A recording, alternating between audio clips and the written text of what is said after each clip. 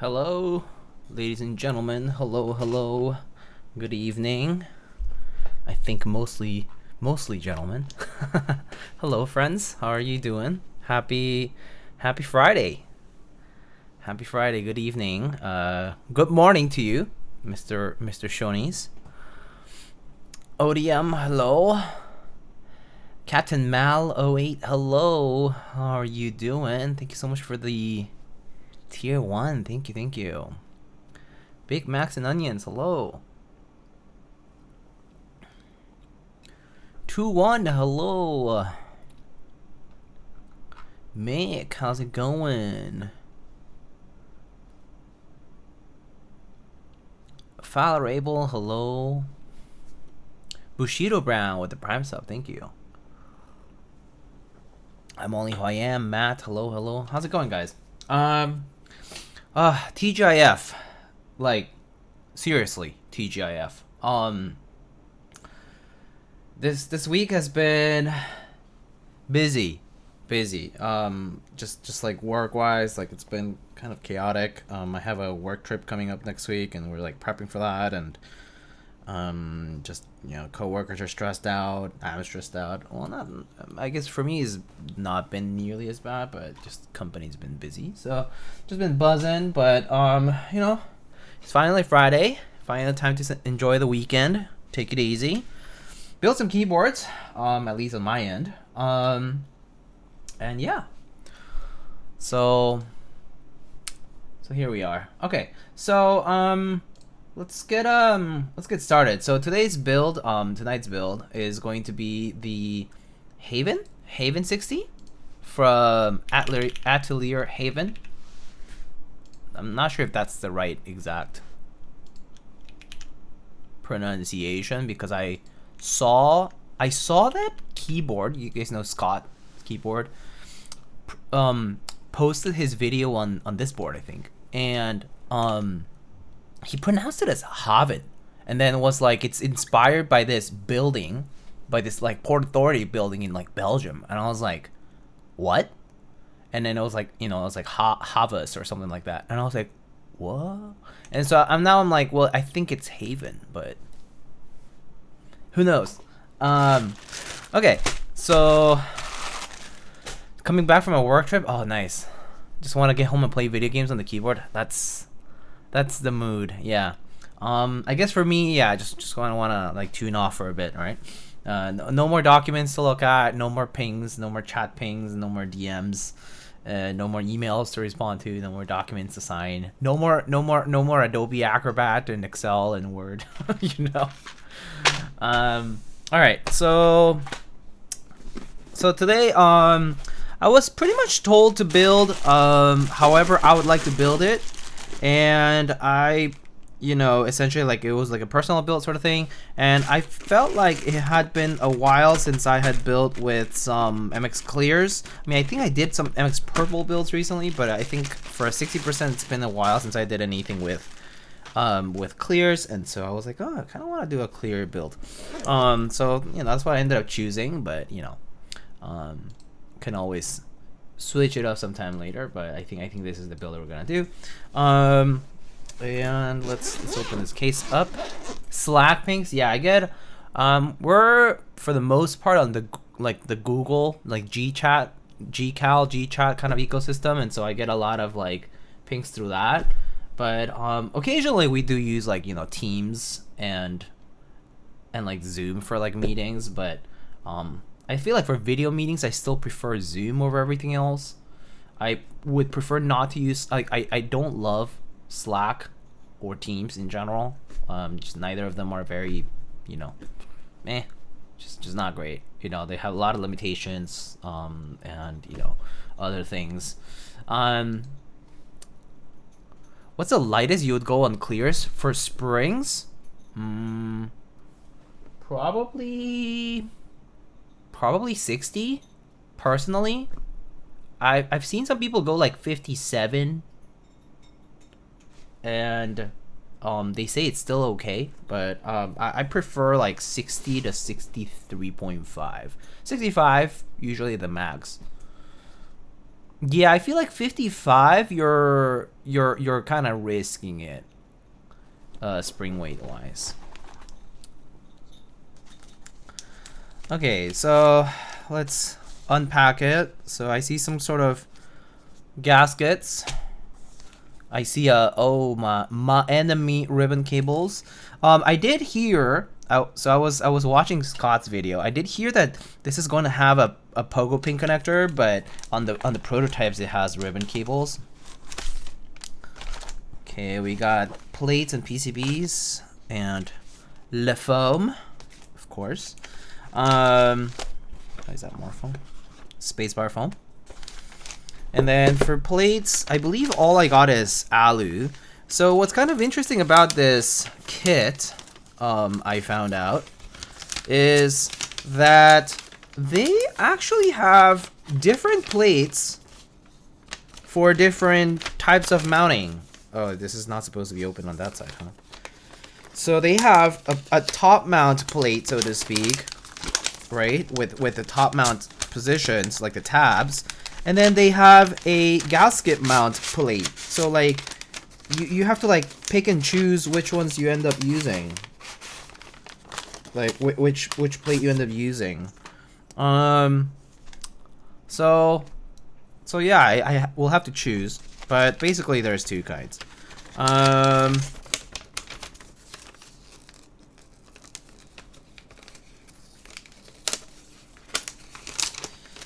Personally, I feel like I don't know why this choice, you know? I mean, like, I guess it works. Like, if the insistence is on, rather, wait, I realize this is basically upside down. But I realize that if the insistence is on keeping the positions of the tabs exactly the same, then yeah, sure, you can have top mount on the one and gasket on the other. But, you know, you could shift it slightly and have both in a single plate. But then again, you know, it's kind of up to a designer, right? So they decided to do, you know, top mount and gasket on separate plates.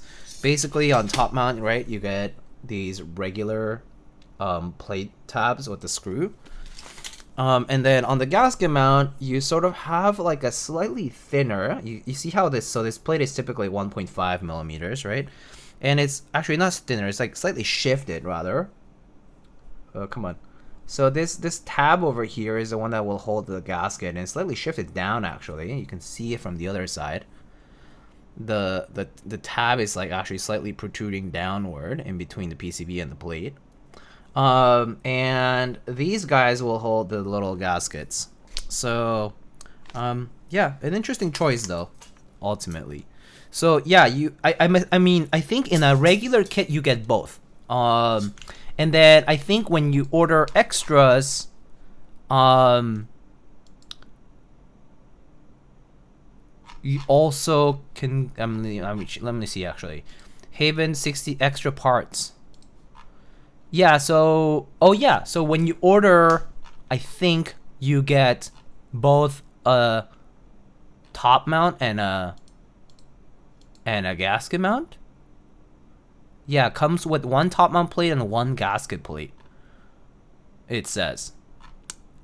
And then they say that they'll also release plate files for these after the GB. So, well, I mean, if it includes both, I guess it's not bad, especially like in the base kit. It's a purist approach for sure. Yeah, it's kind of interesting. I'm intrigued. It's not common to see this. Okay, so we have a hot swap PCB. This is fairly standard. It still has the guides on it. Actually, it looks quite nice. Looks like FR4 1.6 millimeter to me. Looks like we have some underglow here, so I'm assuming there is some side underglow diffusion going on. Ribbon cable thingy for that. Step caps lock and regular. Split backspace and regular. Long right shift and split, and 7U bottom row fixed, and that's ANSI. And then for the controller, it just uses an Atmega 32U4, not STM. So that's pretty standard. This looks like a, oh, it looks like a solderable PCB. Hard to fiddle, yeah. So a bit more of a commit to your build sort of deal. I suppose if you have a hot swap PCB though, it's not so bad, right? If you have a hot swap PCB, then you just, you know, unbuild the hot swap build and switch plates, which kind of sucks that you have to switch plates like that way. But yeah. So, you know, same stuff for the solder, support wise, layout wise. Actually, it does seem to support ISO and on the solderable PCB. So if you're looking to go ISO, solder PCB is pretty much the way to go. As I see on the hot swap, yeah, there is no ISO, but on the solderable it is there. There is no 625U bottom row for those who enjoy 625. So just something to note. If the two plates don't cost more than just one, I guess it's okay. Yeah, I actually need to look at the prices. So the prices on the Key Spencer website are all fixed to Hong Kong dollars. So I found the link to Geon's website with it. Is it gonna post here? So if I look at that, and then where's the add-ons?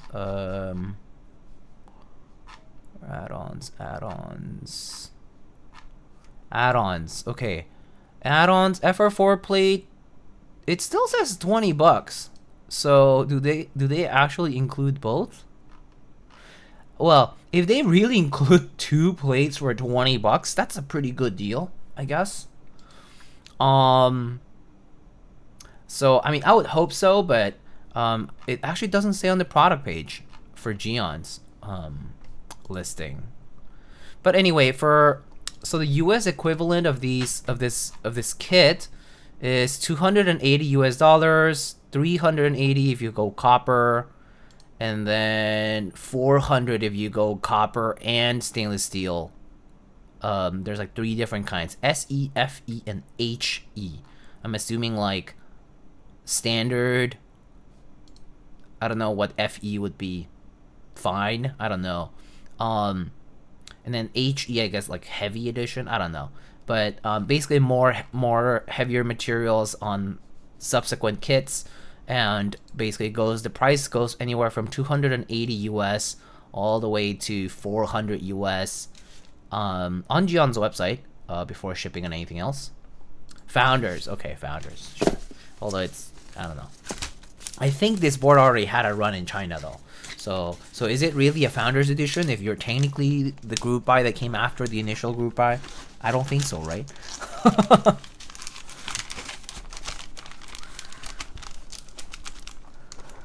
Do you prefer an Atelier or a Maison? So many French words. Alright, so let's take the keyboard out of the case. So pretty simple case, right? Just like a regular foam case. It has a divider. So many French words, my friend. I'm not sure which one I prefer. But actually, though. Myself, I'm more of a boulangerie person. Oh, okay. Got it. Got it. Okay, so it comes in its nice own branded cloth. Ooh, look at this color though. That's kind of cool. Am I supposed to have a diffuser on there? Did I like skip it over here? Anyway, okay. Let's take a look. Comes a plastic with I'm assuming that's polished steel. That's a pretty purple though. Yes. So let's look at that website. So this is the lilac and lavender anode combination, I assume. The 280. Lilac anode top, lavender anode like mid or bottom, and then silver PVD stainless steel weight is the combination. That's very pretty.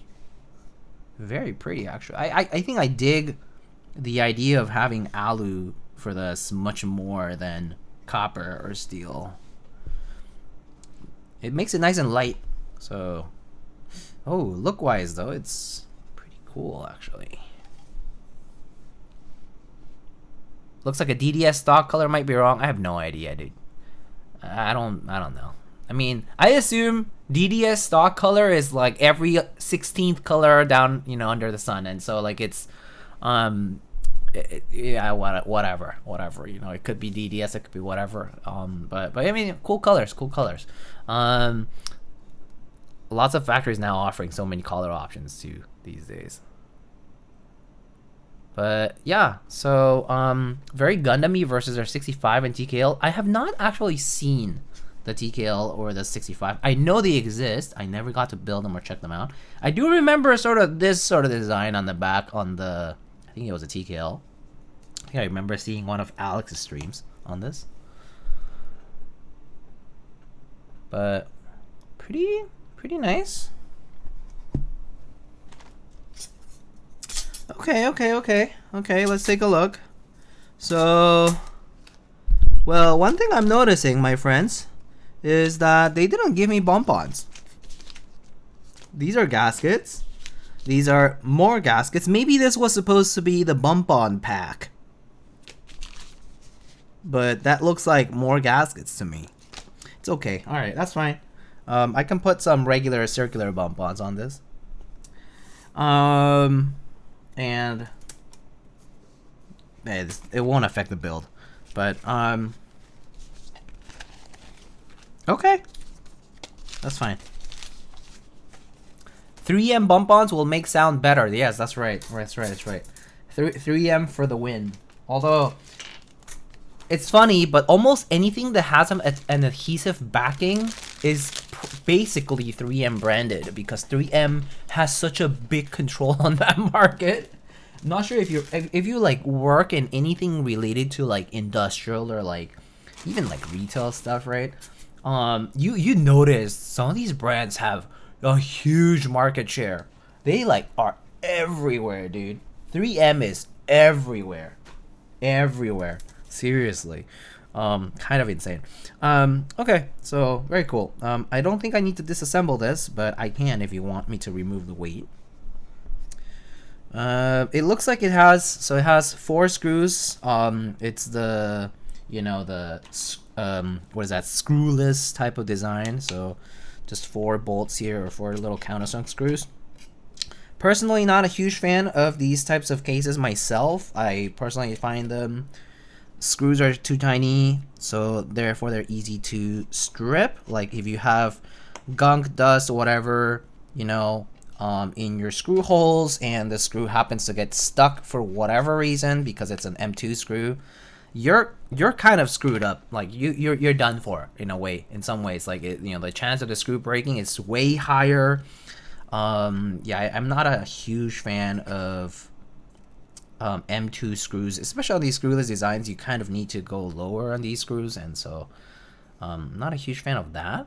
But you know, it's one way to do it. So how's this versus buy and bolt? I think buy and bolt is fine, but yeah, bigger screw is better in my opinion for cases. For, you know, daughter boards, fine. For plates, okay, might be okay, depending on the size of the board, and the tabs and all that. But for case screws, in my opinion, M2 is way too small. Way too small. Yeah. 3M magic, we call it in the industry. Yeah. Okay, so there's the bottom case. It's actually very low. It's a very low. Like this bottom is really just like a plate. It's very thin. You know, you can tell, right? It's not much. Most of the space is taken up by this top piece. Actually, don't know what the front height on this actually is. Does it say? Effective front height, or sorry, front height 16.5 millimeters. Effective keyboard height 21 millimeters, 8.5 degree typing angle. Pretty low for the front height for sure. Don't get stuck. Okay, I'm just gonna bolt these down because that way I don't lose these small screws that are here. Because I don't think I have countersunk M2s around.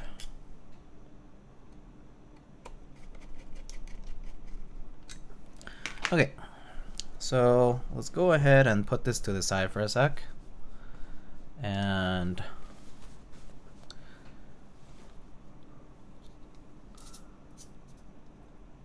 what's wrong with Hex? Never had an issue? I personally don't have issues with Hex. I've seen people talk about not liking Hex because they basically, yeah, they strip them. And yeah, you strip them by just using the wrong bit. I mean, basically the same problem you get with Philips at some points. Philips a lot easier though, because Philips has, the way Philips is carved out is kind of like this instead of evenly like this. And so like for Philips, especially the plus ones, it's so easy to strip them, especially on smaller ones. And the shape of screwdrivers also varies. Like some of them are more pointed and stuff, so it can be kind of annoying with those. Okay, so we need to actually decide what PCB and plate I'm gonna go with. I guess I can just go with hot swap because I don't really mind. So we have HHKB 7U layout. So I guess split everything and like 3 stabs, right? So, and yeah, they're both alu plates, so they have to be alu plates. So, yeah.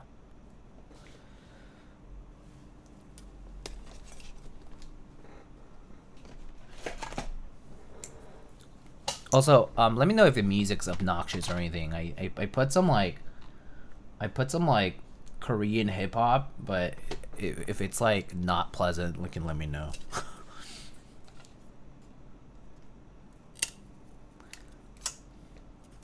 I vote the funky gasket plate. I kind of do too, personally, because clears, you know, tactiles and gasket mount can be kind of fun.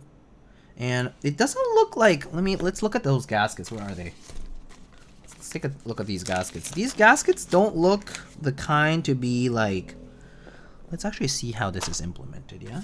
Are these all the same? Let me just double check. Last time I didn't check that I had all the parts. I was surprised to find out I had something that I didn't know there was there. Okay, so I don't think there's an issue. I just got a lot of extra gaskets. I have like more gaskets than plates that can use them. So from the looks of this, it looks like it just kind of goes on there. So the plate goes against the top. So I'm assuming it kind of just sits. It just kind of sits on a block of gasket. Essentially, it's a block of silicone. It just kind of sits on top of it, and you basically put these little pieces. They're like little pieces of silicone, like kind of blocks really, and it just kind of sits on those, I'm assuming. Haven's gasket mount usually sounds pretty good. Oh yeah? Okay. Well, that's encouraging. All right, cool. So little very dense feeling, these little blocks. Like it's just pretty dense at the thick portion of this. They look like that. They have a little slit at the top for the plate tap cutout, and then the rest is just like dense rubber. So okay, cool. We can do that. Let's do gasket mount and prep some of these stabs then.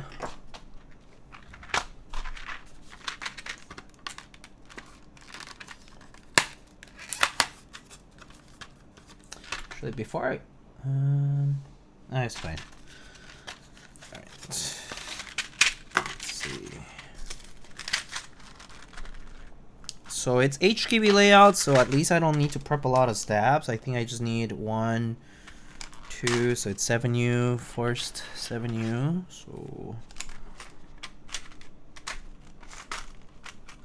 7U and another 2U for the enter. And that's all I need, and then so enough of these guys. 1, 2.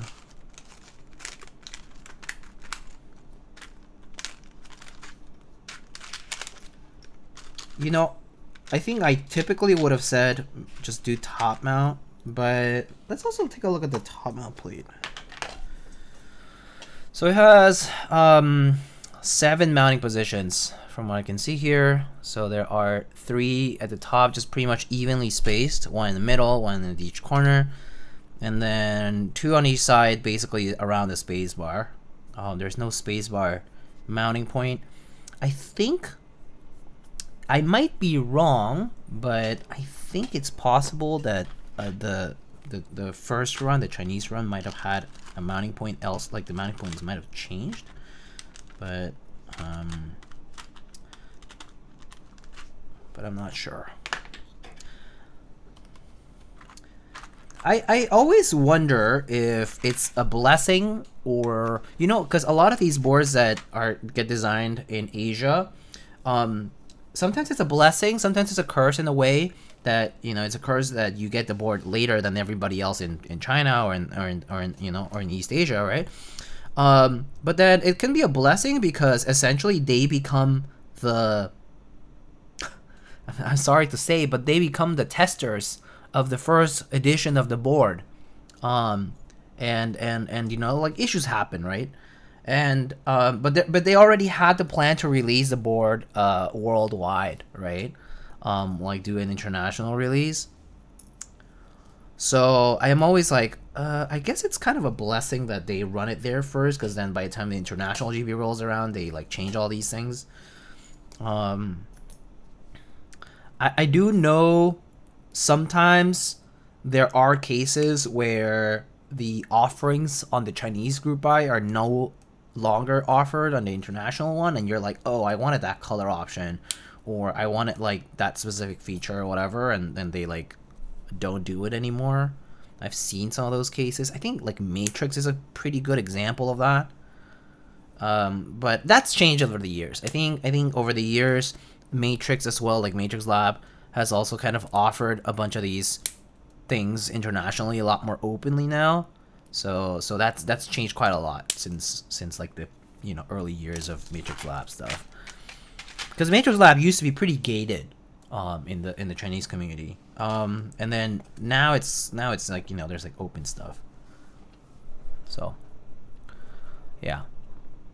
What's the last GB you joined in general? I joined I mean, like for keyboards, for keycap sets, I joined Gurokawa. For keyboards though, it's been a minute.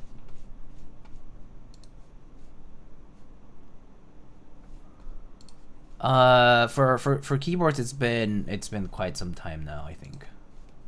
I don't think I'm in any keyboard buys now. Actually, why is my... Oh, there. Keyboards. Yeah, I'm not in any keyboard buys. What was the last keyboard buy I got into, huh? Might have been the 500 CM. I think 500 CM might have been the last buy. Get the Ramune Gurokawa. I actually like the blue one the best. No bias. Obviously, I'm biased for the blue one. I just like blue a lot, but specifically the blue on the Ramune one is like iconic Ramune. So I like the blue one the best. The other ones are cute too though. The like darker one, the one that looks sort of like almost like amber, because it's like is that the PEI one? That one looks cool too. I've been out of keyboard world for a while. Do GB still take forever? I would say for keycap sets, it's gone really fast, especially for like GMK. I've seen sets ship out within 4 months, 3 months, 4 months, right? For GMK. For keyboards, it depends. Keyboards, it's because the keyboard thing is a lot more of a delicate situation with regards to, number one, now we have shipping policies that have changed a lot since previous days. We have tariffs, duties, and all these things. So there are, you know, vendors and companies who are trying to work around all that. Production wise though, I would say it's gotten a little faster, right? So I think keyboard production has gotten a little faster, but it still is a decent wait. I think if you're buying a keyboard, you are definitely expecting like 6 months, right? Half the year, right? But that said, the frequency or the incidence of in-stock keyboard sales has gone a lot higher. There are vendors and designers who have kind of done in-stock keyboard projects, and it's become more and more common, I would argue. Or you get short pre-order periods where you are technically in a pre-order, but it ships within a month, 2 months. It depends on like what quote unquote batch you're in. But it's like companies like Quarter Keys, like Neo Quarter Keys, and like some of the other ones that basically what they do is they start producing the units earlier on, like a batch of them, and they are kind of like producing them on demand in a way. But the turnaround is a lot faster. So there are cases where that's been happening, and I would say that's been much more common now. If you haven't been around for like years or for like a while, it's definitely changed for the better, in my opinion. Like unfortunately we've had problems with vendors that have scammed or like that, like had to exit, right, for whatever reasons. And obviously that's kind of like been, I guess, weeded out in some forms. Like obviously people did unfortunately go through problems with that too, but I would say there are good vendors around, and there are they're trustworthy, and they've handled a lot of new projects, and like I think and things have been going like in some cases better, I would say. Like keyboard stuff has definitely slowed down a lot compared to a pandemic, naturally, like every hobby, I would argue. But wait times I would say have gotten shorter overall. GMK also has stock now. Oh yeah, that is actually something I would never have foreseen seeing. GMK actually having in-stock sets, regardless of the kitting, regardless of what's available, actually them having an in-stock store front, like for more than a set, more than 1 or 2 sets, is kind of impressive. Like, it's something. It's not much, but it's honest work. Who are the big vendors at the moment? Canon Keys. I mean, in the US, Canon Keys, Novel Keys, Omnitype. Divinity Key is pretty big for sure. Mikibo is still around. CBB is still around. Wells.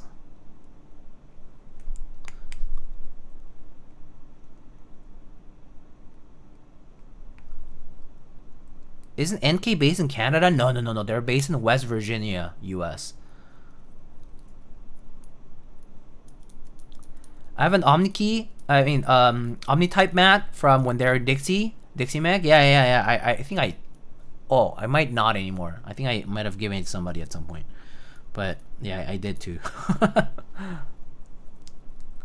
Someone recently linked to a 1UP. Do they still operate? Yes, they technically still do operate. I know the person who runs 1UP, JB1830. He's actually a friend of mine. I met him before he was technically manning 1UP. So 1UP was like a family business owned here in New York, and then he kind of got essentially took over managing and running 1UP.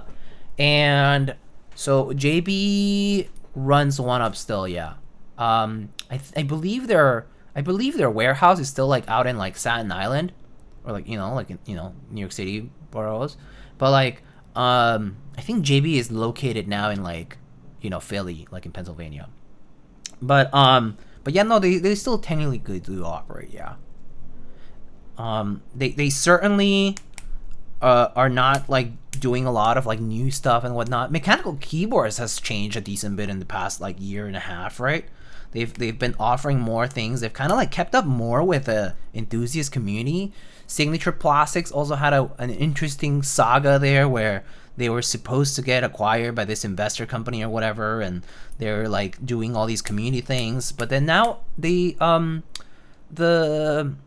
you know, Melissa and Bob and them, the guys at Signature Plastics have been more responsive to the community stuff because now they have a Discord server and all that. So that's been kind of interesting to see. I mean, certainly like just different, I guess. I mean, it's still not the most optimal scenario for them. Like, we don't know whether they're gonna do well or not and that kind of stuff. But yeah, they're still kicking, they're still going at it, and you know, they're producing quite a lot. So yeah. Chibi maybe, hello, Chimkin raid. Oh, hi. Hello, Chimkin. Was SP not sold? So allegedly not, apparently. I heard that basically the guy who was buying SP, what's his name? Will SP? Will, whatever his name was. I think it fell through. Is the Mechkeys Discord still popping? I mean, it's still popping in terms of like there's the regulars there, yeah. I would argue like, you know, there's a lot of people who also don't go to Mechkeys. Myself included, I don't really hang out in Mechkeys. I haven't for a long time anyway. But there are people who have been since like 2016 or whatever, you know? You go there and you see some old faces and I'm like, yeah, these guys have been around here for a long time. But there's a lot of new people too, so like they come in and go. Because Mechkeys is linked directly from the Mechanical Keyboard subreddit as well. So...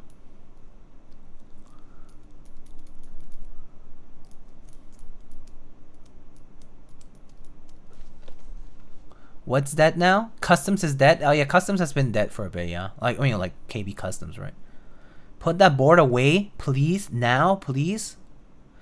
This board? You don't like TKLs? Or are you talking about this one? I mean, I'm building this one, so I can't put it away. I mean, I can temporarily put it away.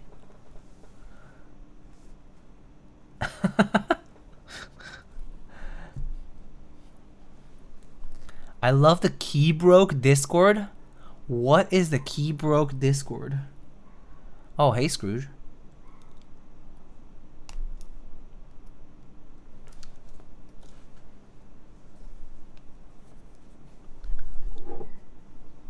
I got banned from Customs. Probably deserved. Anyone know Lysol? Yeah, some people do. I'm not super well acquainted with them. I know who they are though. That's about it. What board and keycaps is that you use in the sky blue? Love the board and keycaps. Do exclamation keyboard, and that's the info on this board.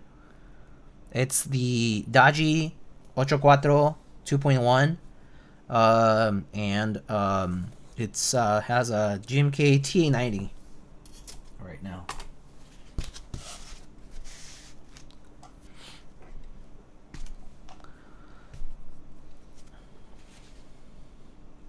I use Lysol DBs in my board. Oh. I still need to get a duckfoot keycap. You should actually I definitely don't see them in the market a lot because the people who get them just kind of keep them. But what's his name? Simon. He's still around. The guy who makes them. I feel like he had a bunch of B stocks for a while too.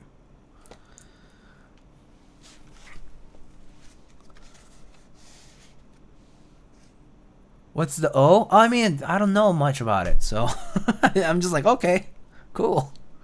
I don't really know anything about Lysol stuff. What's the difference? Is it smaller, bigger, better, faster, stronger?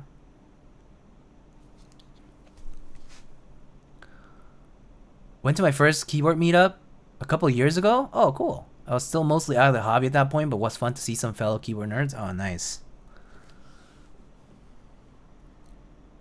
Cleaner. Oh, okay. Do you ever shine your GMKs? Like, it takes me 1 to 2 weeks to shine the keycap when I use it for work. 1 to 2 weeks? That short? Oh wait, hold on. It depends on how much are you typing in a day. Are you like a very heavy typist? Also, everyone's different about this, right? Like, I know a friend. Where is he's not here right now? Vinny shines his keycaps really fast. But like, you know, I know people who will also type a lot during the same week, and they won't shine their caps at all for like a month or two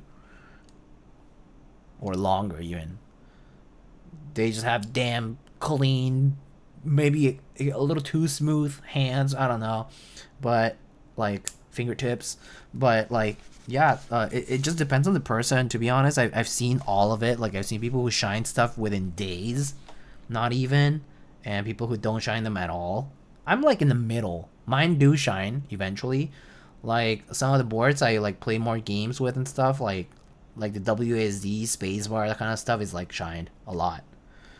But I would say like for me it's on the slower side, like for shine. You just gotta embrace them, yeah. I'm sending you all my keycaps. Hello, Eisenheim. Hello. I just bought the dark sleeves kit from NK after seeing your sweater. Yes, it's only $10. They still have it. They've had a clearance for a while, and the Mr. Sleeves kits are $10, dude. They retail for like 60.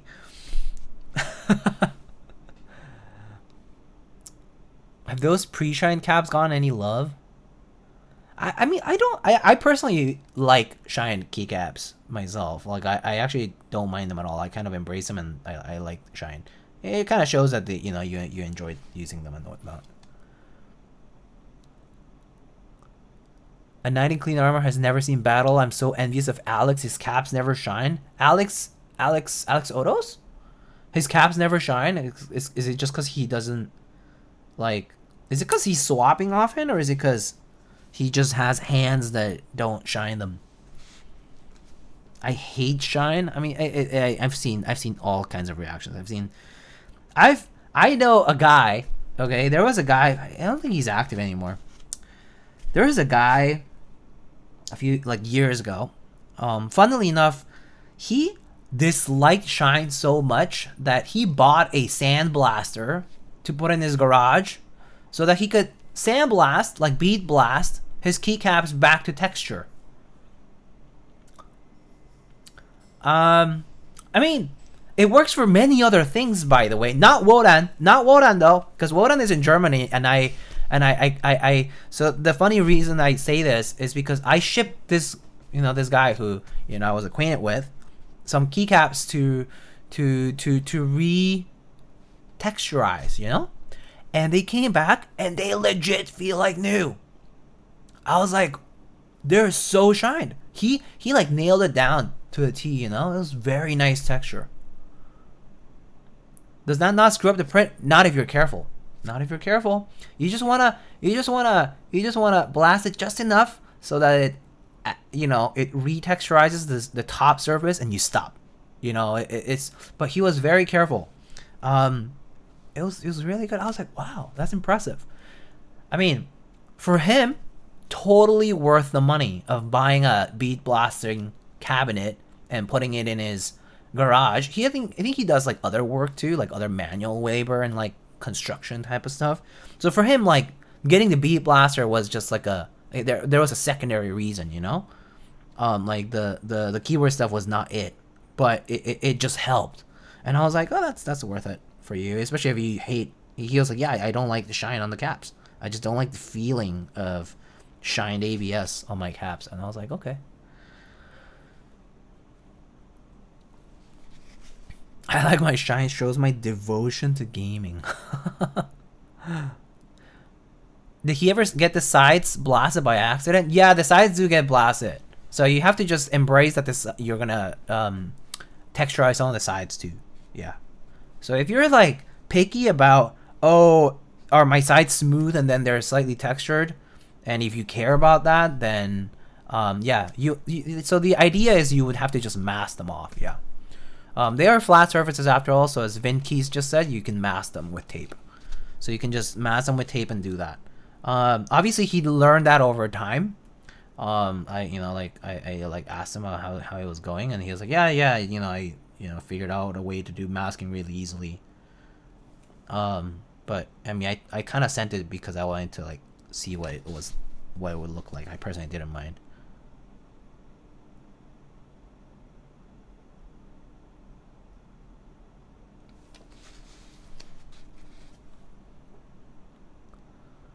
Imagine blasting a little too much and it's incredibly brittle. I'm not sure if it would get to that end, but I guess if you're really careless, then yeah.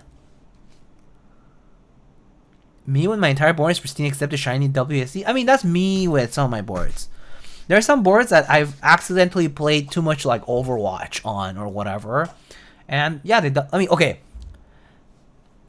You know, my partner is bored, so she uses a, I mean, she's not here today, but she uses a QK Alex Duo right now. The left side of that board, I mean, it's a split, right? But the left hand side one, it's so shiny, dude. And the right side's not shiny at all. And I'm like, I know, it's because of playing games.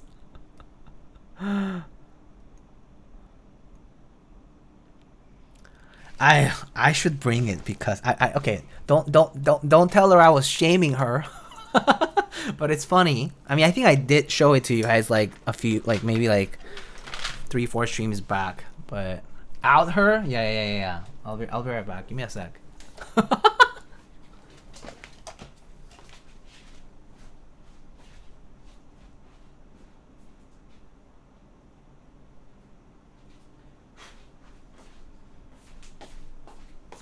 Actually, it might be more shiny now, but it's still pretty shiny though. I'm gonna just wipe it off a little so it doesn't look as nearly as grimy. Just a little grimy because of dust and stuff.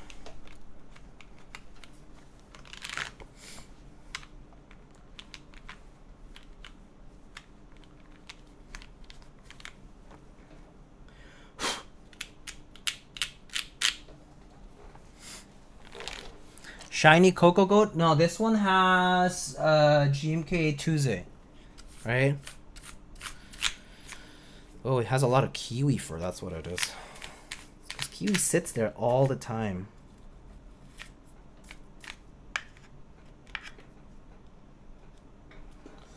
Speaking of kiwi, he's just sleeping on the couch right now.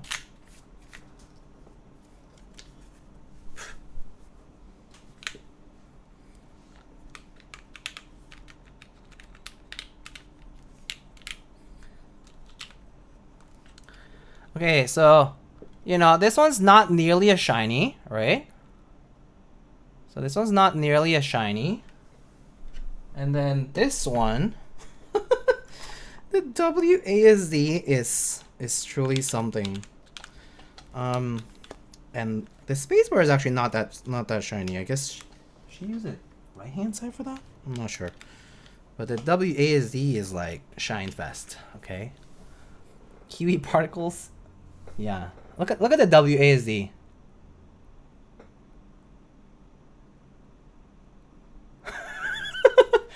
It's like a diamond, bro. Bro, this is G.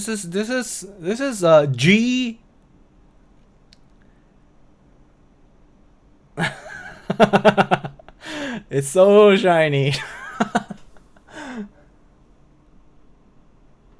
No shame. I mean, it's because we play a lot of Overwatch together. So it's, you know, WSD is the it's the butter of those games. It's the bread and butter. So yeah.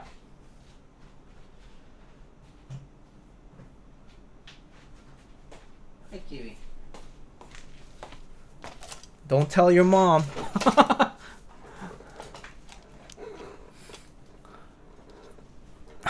Anyway.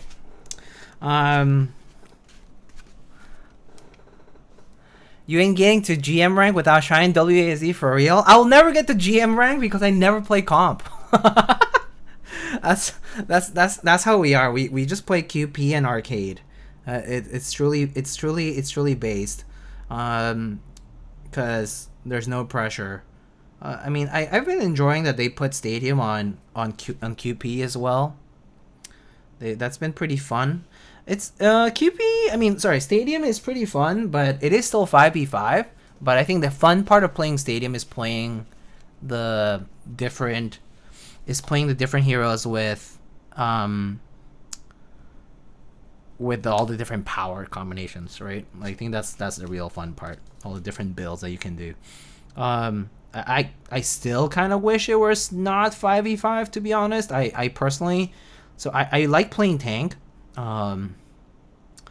but I dislike the pressure that 5v5 has on tanks. Like, there's so much pressure on a tank to do well compared to 6v6, and I personally am not a huge fan of that. But yeah, it's fun. Shiny is a reflection of skill, perhaps. I will admit that she is probably a better player than I am. Then again, I mean, well, no excuses, actually. She is probably a better player than I am on specific roles too. Like, she's a really good Zarya.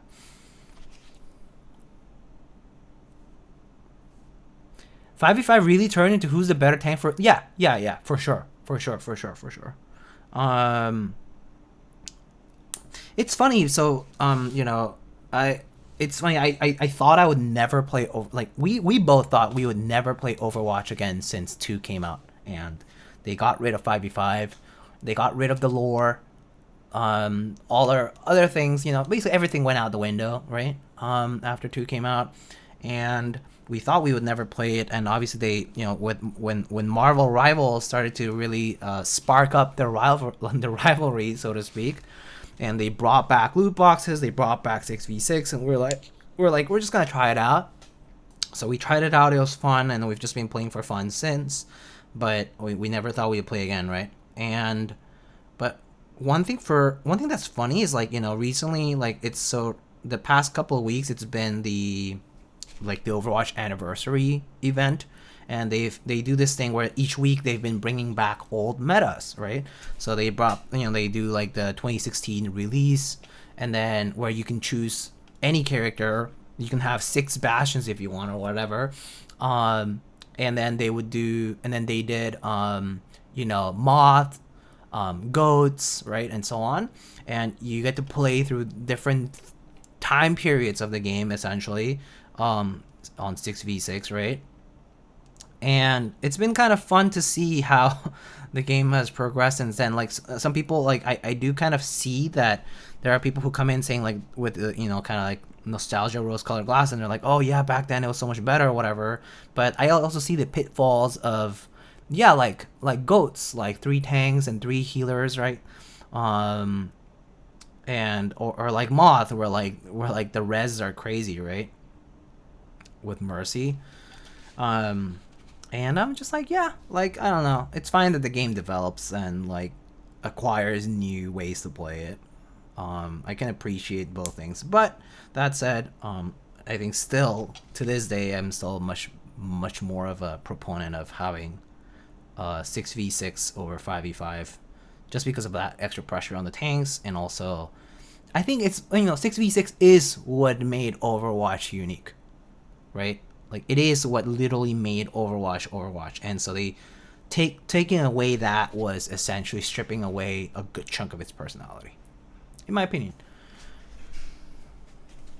But, and, you know, and all these other games exist, and they're, like, you know, 5v5 style.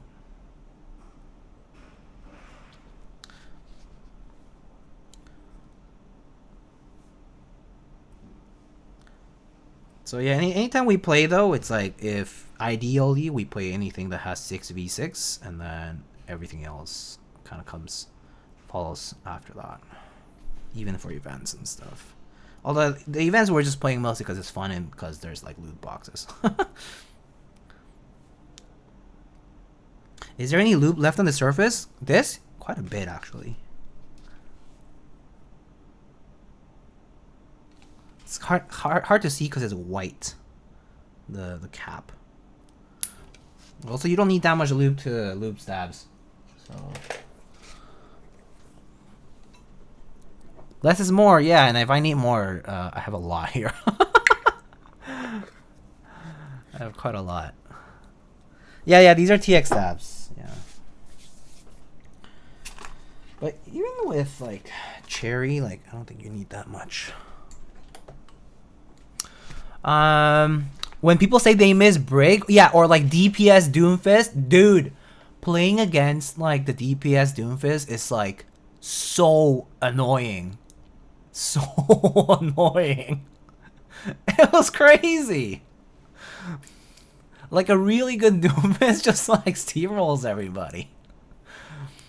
Anyway, also Spancy, you asked this question. I'm sure you've been asked this a million times, but have you done a Neo 80 CU? I have not yet. I actually will be building this weekend. Probably tomorrow. Yeah, probably tomorrow afternoon.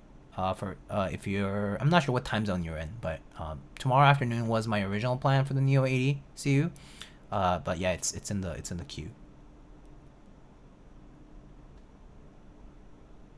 I have little PTSD from the little emo Doomfist can spam. And the voice line, which one? The and they say, chivalry is dead. That one? Of course. I mean, you know, there's certain voice lines that just have stuck over the years. But yes, I mean, there's still people who spam voice lines. Classics. You can hear that while he's following you. Yep. Yep.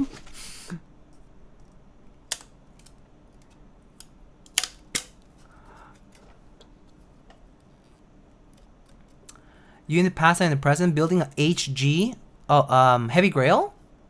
The Norbauer Heavy Grail? Watching your VOD for guidance and also here. Oh, nice. Nice.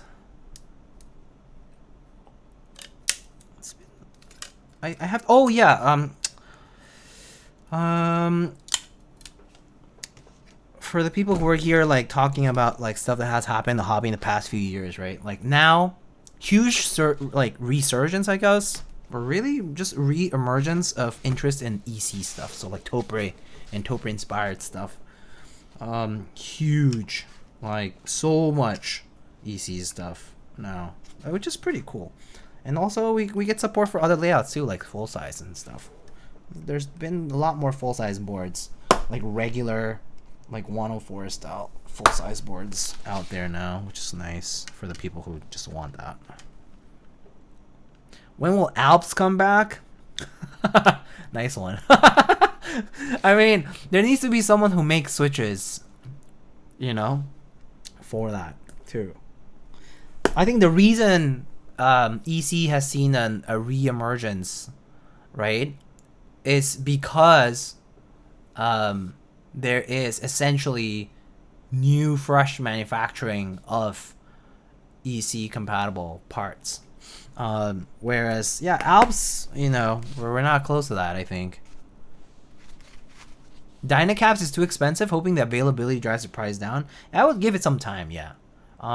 Is it expensive? I actually haven't looked at their price tables anymore. Any recently, rather. I don't know how that's changed.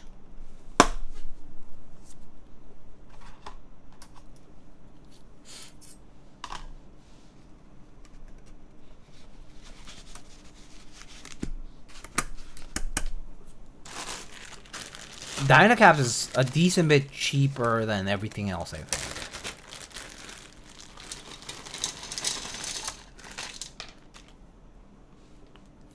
I love the new EC trend. CK980C GB canceled. Oh, that's sad.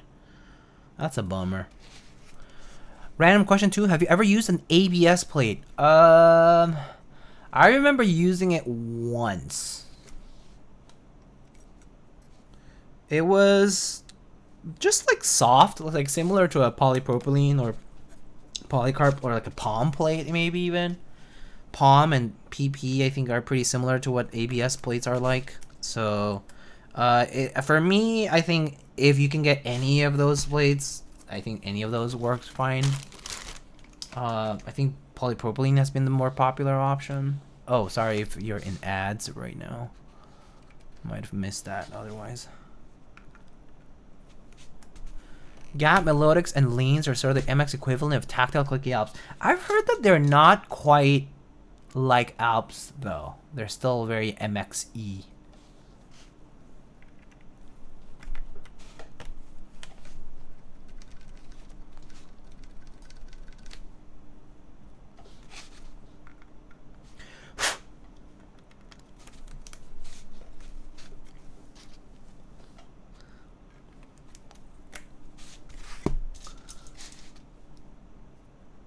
Sipula doing so much for easy compatibility too. Yeah, it's been great to see the efforts of some of these people into kind of really giving the scene a lot of that vibrancy and, you know, enthusiasm for it. It's been nice.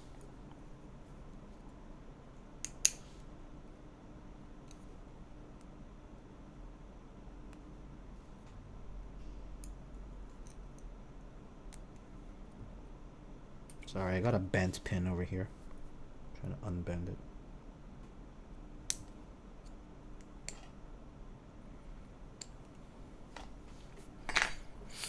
I'm sorry, an ad played right when you answered. Yes, sorry. Yeah, I realized that as I turned up from like when I was answering your question. But the ABS plate, yeah, I've tried an ABS plate maybe like twice, and personally, they're pretty similar to like polypropylene plates, like PP plate, or like, you know, like any of those like really soft wobbly plates. At least the one I tried was, I forget which board it was. It was like a long time ago now. Yeah, like if I can get any of those like plastic plates, I think that's plenty good. I wouldn't like get too preoccupied with the distinctions on that. I don't remember it being particularly unique compared to other plastic plates. Is really what the bottom line of that is. Also, holy shit, Tim? Hello? You were streaming? Tim sharded and had to end stream early. Oh. He said, "Tell you hi." Oh, hi, Tim, and thanks, and I hope you have a good. You had a good poo. Ola sends 0R instead of senor. What's up, Frank? How you doing, dude? I'm alive. I mean, I know you've been alive and all that. I know you have moved on to greener pastures with enjoying life and touching grass. I get it. I get it.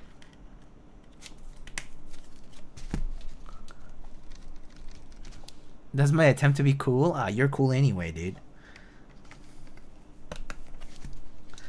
I knew that the moment I met Frank when he was visiting briefly, he was radiating Riz.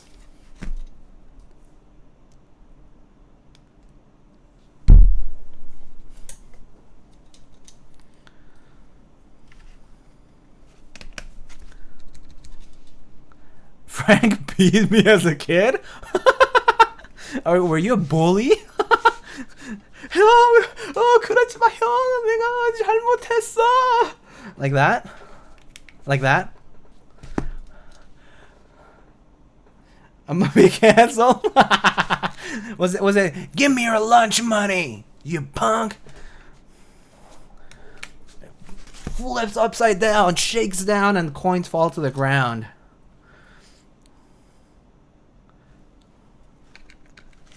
And then Frank goes like, ha ha. Is that what it is?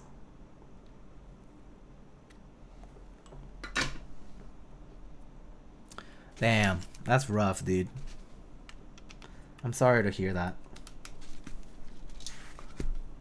You told me you're into that stuff. Freaky. Do we need to call the keyboard authorities? Who you gonna call? we have older keyboard people who are not much better either.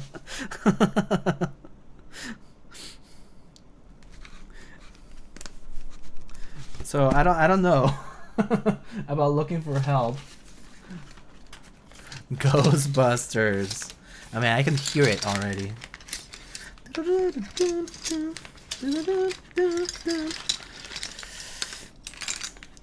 Do kids these days even know?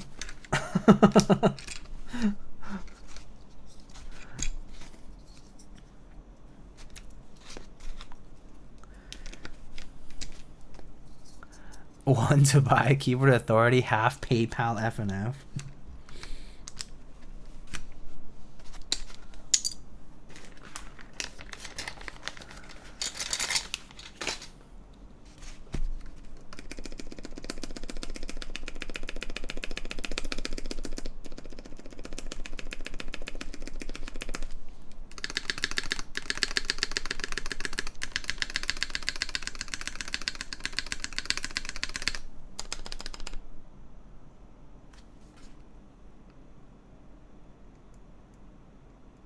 Hmm.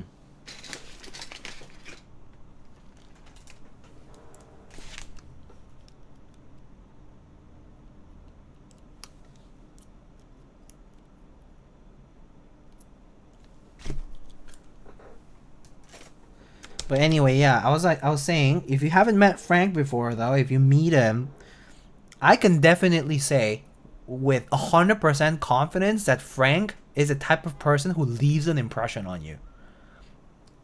He's just that unique and cool of a person, for sure. I can tell you that for sure, because after we met with Frank, and even though this was pretty brief, okay, I came back home, right, with my partner, and she was like, your friend is so funny.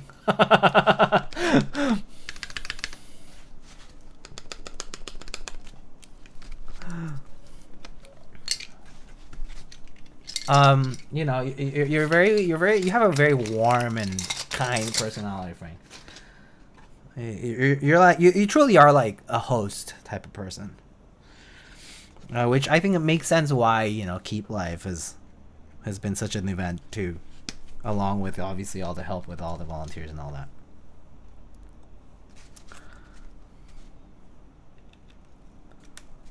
You have grown. I see. You have dumped your grumpy past. You leave an impression, all right. Oh, freaky.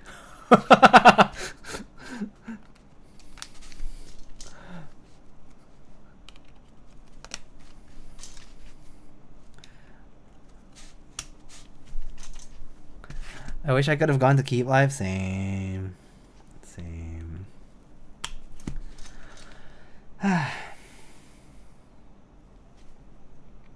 I really thought this was the year. Frank really the homie though? Yeah.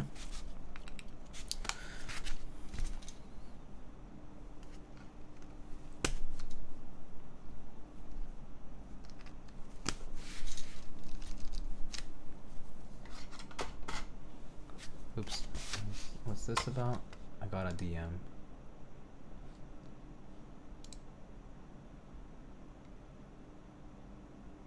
Oh.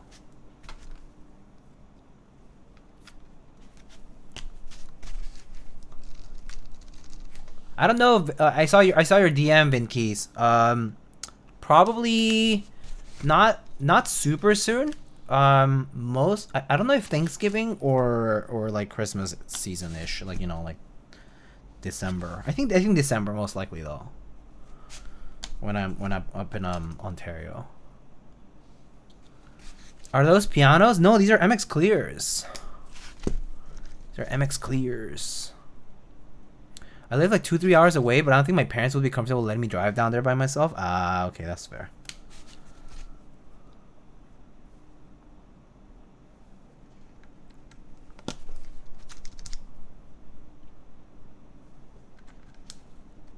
Huh. Is this bent or? Yeah, slightly. Okay. Yeah, okay. Yeah. Yeah, probably. I mean, just given my current PTO and also like work stuff happening, yeah, I think December is the likely time I'll probably end up there. You know, just like visiting friends and fam essentially.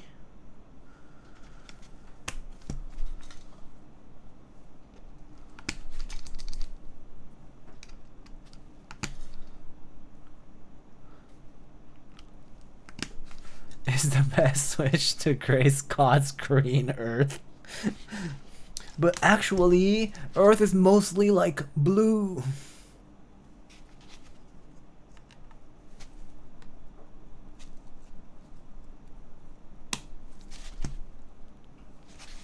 Tactiles, yes, tactiles.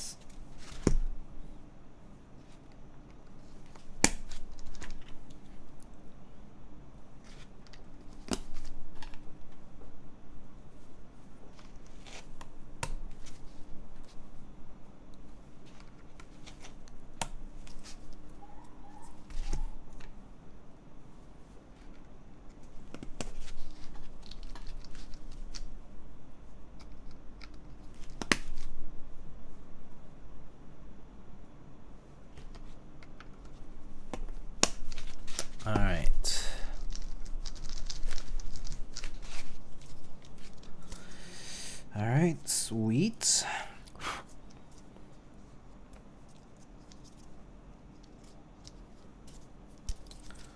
Okay, let's go ahead and put this in. It's already done. Nice part about hot swap, huh?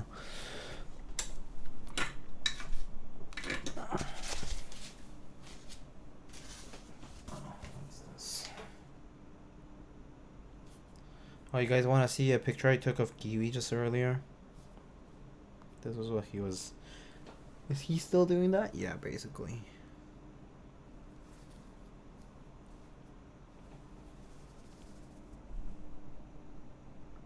Just sleeping. Well, he is now napping, but he was just on the couch. He's just been napping a lot today. He had like crazy zoomies yesterday, but today's he's been very calm.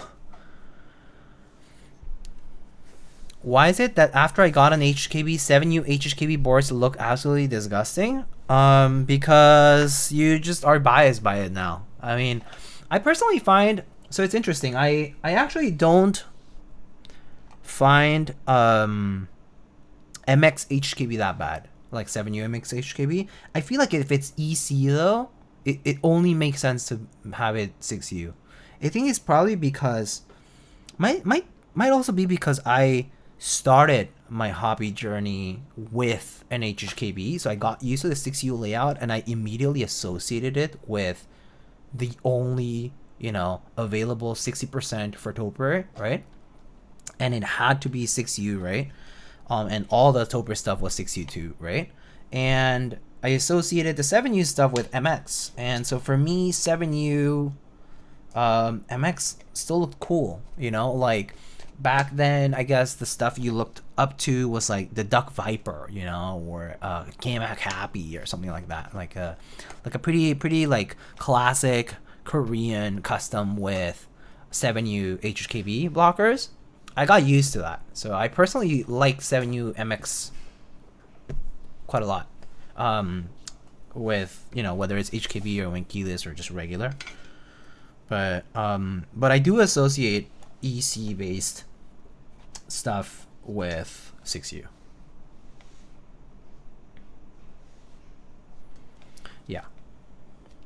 Yeah, but I don't really have I don't really feel very like against I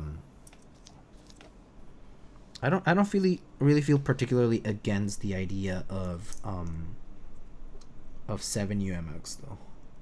At least not then and not now, really. I mean, it's nice that the option is there though for 6U now. Like there are, like, keycap compatibility was always the biggest problem when it came to that, and that's no longer really an issue. So okay, so let me just make sure this is how I'm supposed to mount it. I don't think I got it right, actually. I think I might have to flip the gaskets. Where's the exploded view of this?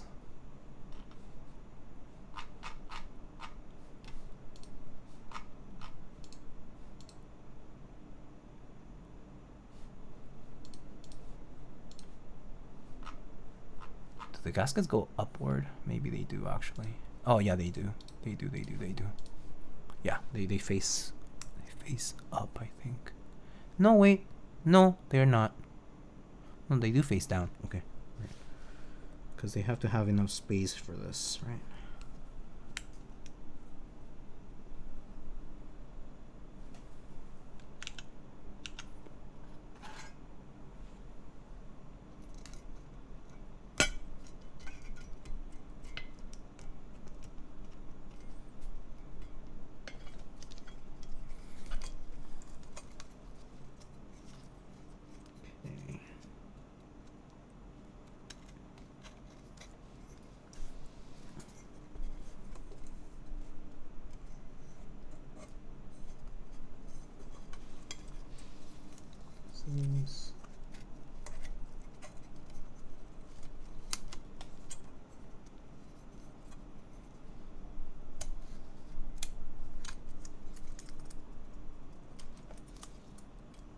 Oh, Oh, the gaskets fell. Oh, okay. Just this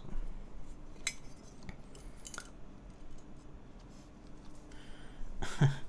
Yeah. It's just kind of like friction fit. Hold on. I'm gonna put the gasket on first and then this thing.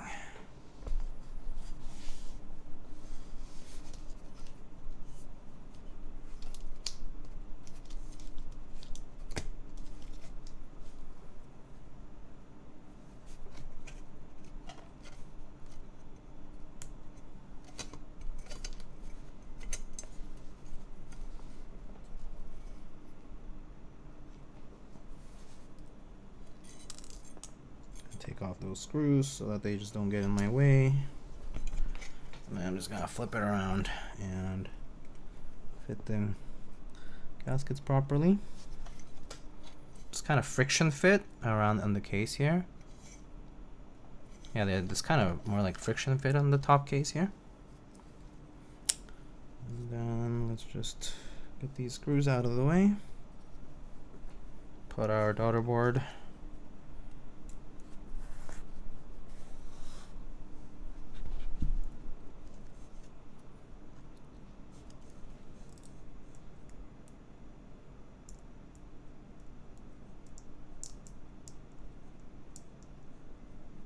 Oh god, ribbon cables.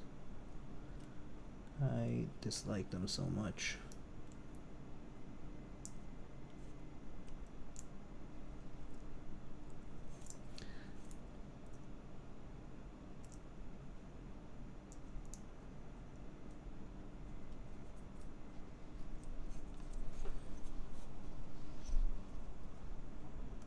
Okay, I think I got it. We'll see.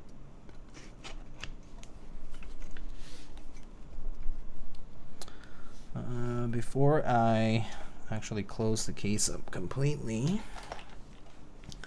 let me test the connection.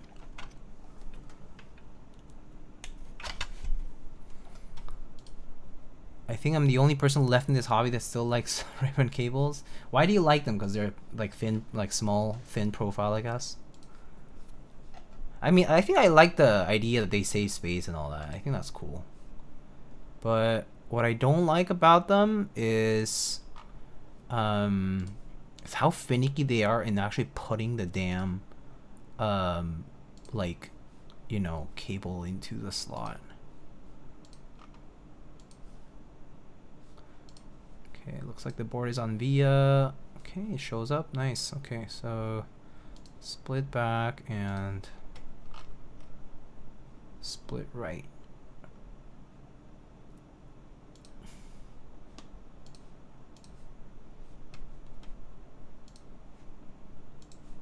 Okay, let's see, that should be a pipe.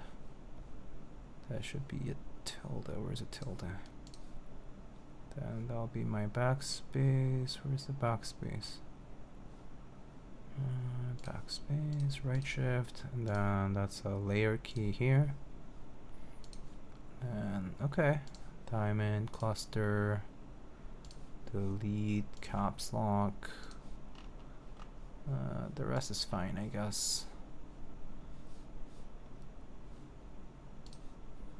I guess I'll just put it on because why not? Okay. All right, key tester. Relatively standardized. That's fair. That's kind of true. Yeah, that's true. They're not hard to replace. That's for sure the case. They are cheap, yes. Also.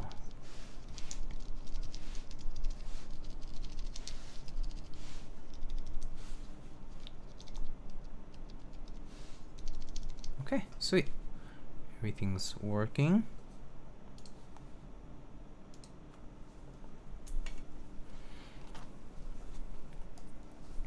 Okay, now let's put these screws on.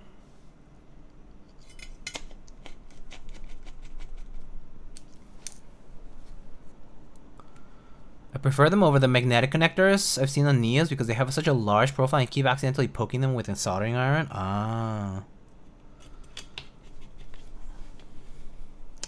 That's fair. I'm actually, I will say that the magnetic pogo connectors, personally, I think they're convenient, but they're actually still not my ideal case. I think I actually don't mind either just onboard USB or like JST cable and JST connector and cable, because the JST connector and cable is not that hard to really like find and plug in and all that. And you know, onboard is just onboard. It's so easy, right? Not much alignment to it because there's no like extra onboard stuff. All right. So we've done that.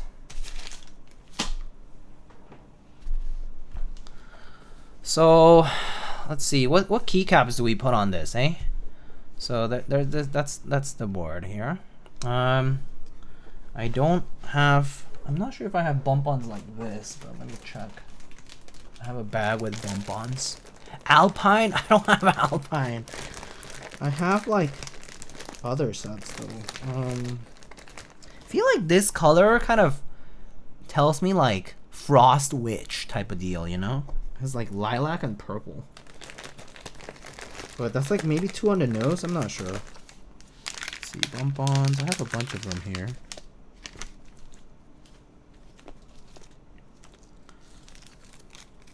These are too thick for that.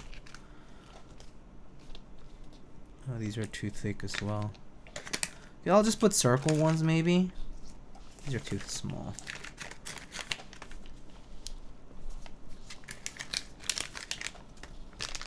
Tuesday especially a set with a shiny left half. That's evil. I have some other ones here. Do I have any other ones here? It's okay. Maybe I'll just use the round ones. I think I'm just gonna use the round ones.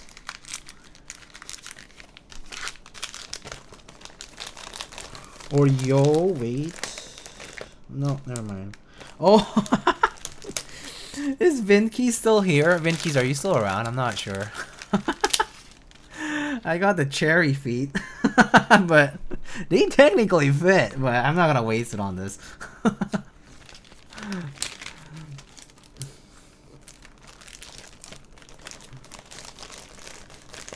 It's okay, it's okay.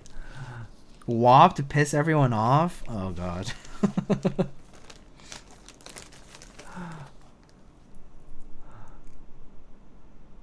Green would go well with the purple. Oh.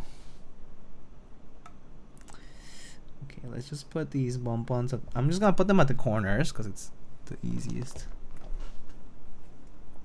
Sorry that I don't have the actual bump-ons on this.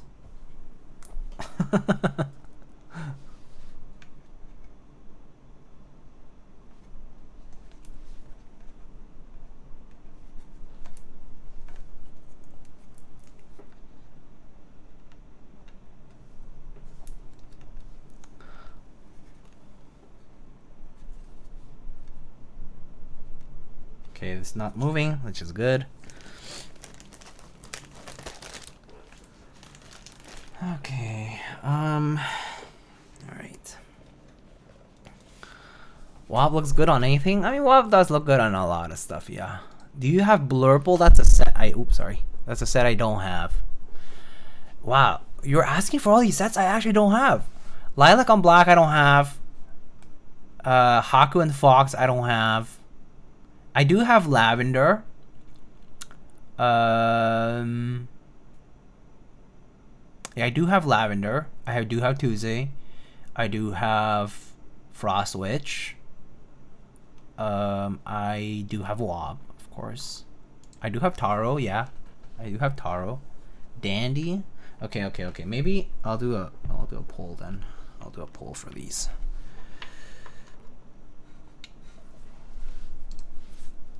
Hootie. Oh man, that's a lot of suggestions. Let's see. Never see Taro, I feel. That's fair. Okay. So keycap set poll. So I'll say I saw Taro. Frost Witch. let's put some other ones. What's that? Wop, right? Oh, lavender. Lavender was a solid rec. Wop to piss everyone off? It's gonna piss me off, so maybe not Wop, to be honest. You know what goes well with these soft colors? Zooted. Zooted actually works nicely with these like purpley soft colors, you know. Got that purple and the green. I think I put Zooted on the lilac IU, and it was actually kind of lit. Not that I partake, but you know.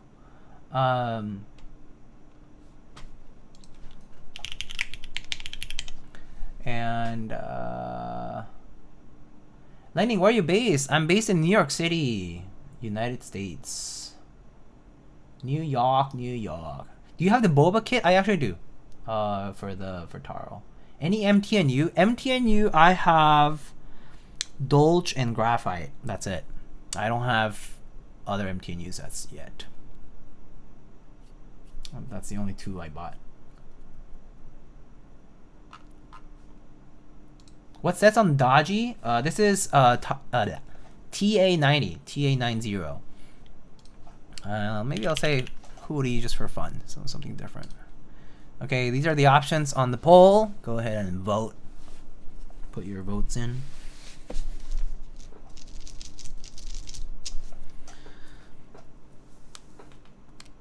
If it's Taro, I think I need to get it from my Heine TKL1. I think that's the one that has Taro still.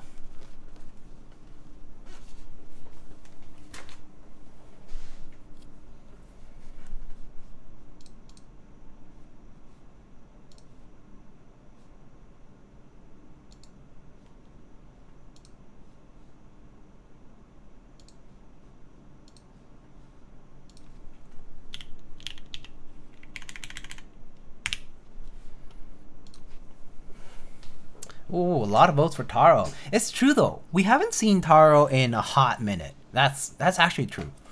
I also haven't seen Taro in a minute. Like on like, you know, pictures of boards out there. A lot of purple sets sort of took over the scene after that, I feel. Yeah.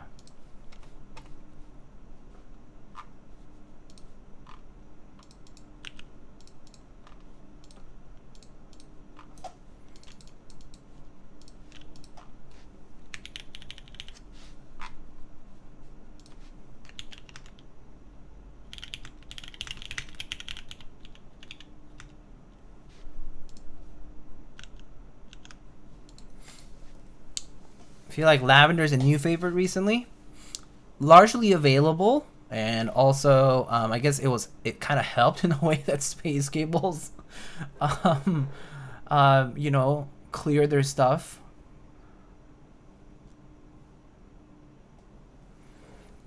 All right, looks like the poll is almost over with Taro in the lead. Okay, I guess I'm gonna go have to get the set, so I will be right back. I'll go try to get the boba kit as well.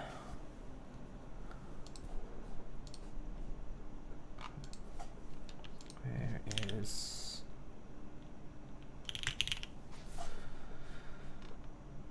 Okay, I'll be RB, okay?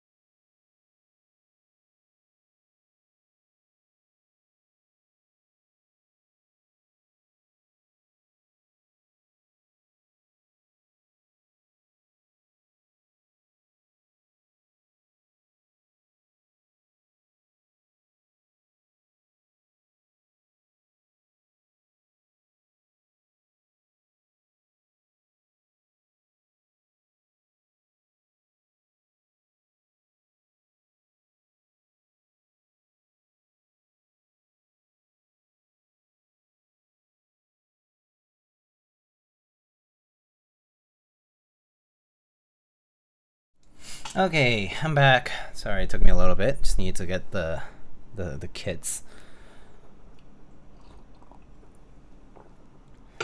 All right.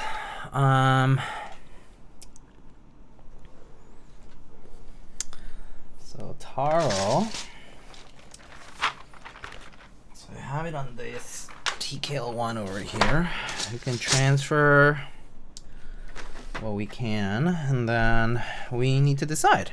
Do we want to do alternate modifiers, so like all like this Taro purple color, or do we just want to do regular Taro?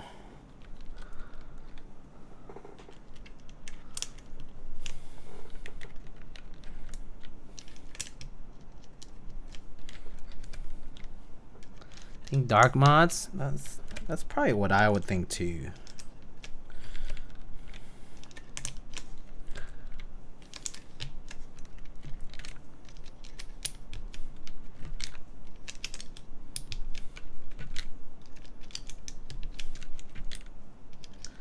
Dark mods? Alright, dark mods it is.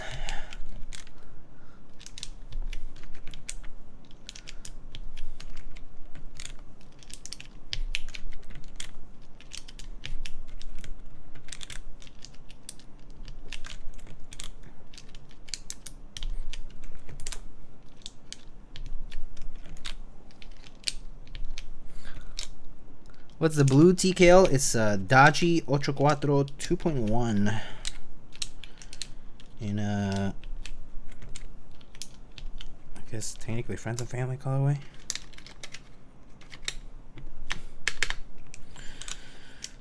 Okay.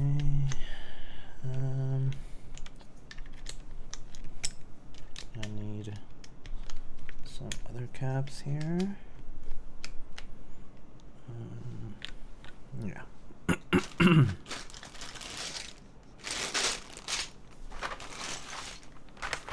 I need to do more sets to the 1.5 supers. That's fair. It's nice to see compatibility for stuff like that, for sure.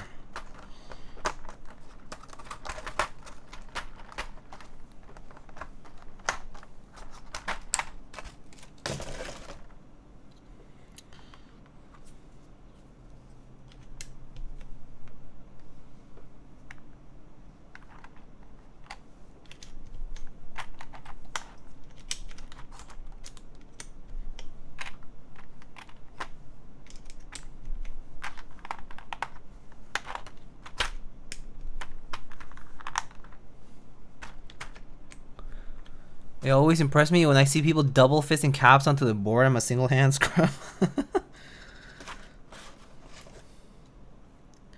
No, dude, it's just for show. It's just for show. I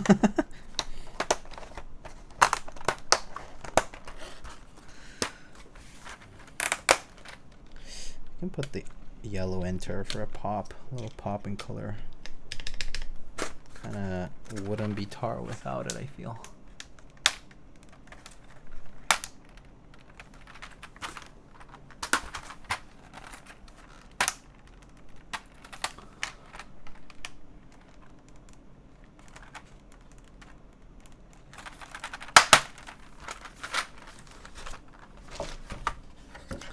It's a nice blue color. How's the back like? The other boards? I can show you. Give me like a couple men's here. Okay, put this away for a sec. All right. And let's put some artisans in this.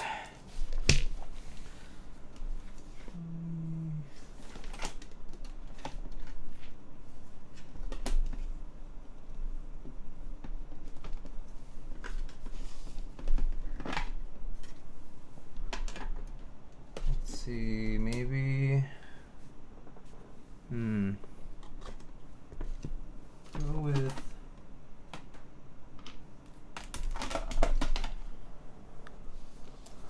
see I'll go with something that has the yellow for the escape. And then for the other one, I feel like this one's kind of fun.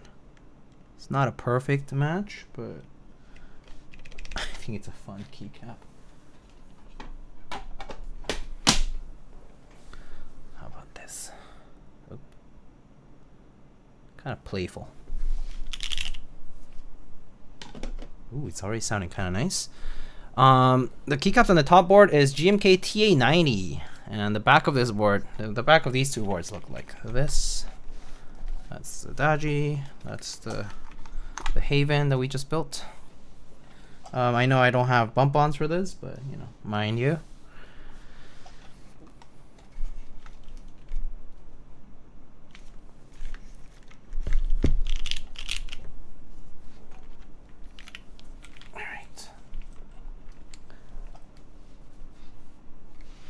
Like the clear cover, but it sucks you never see it. I mean, yeah, it's just the part that holds the daughter board.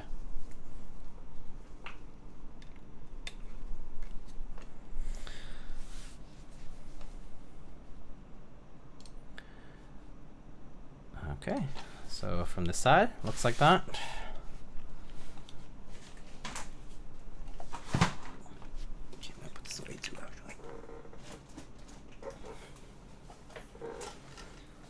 Alright, ooh, look at that underglow. Nice.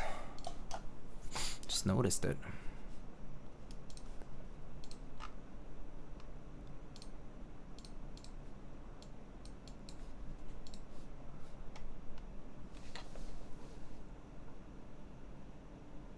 Okay, alright, let's set it up for typing now. So where's my typing test thingy?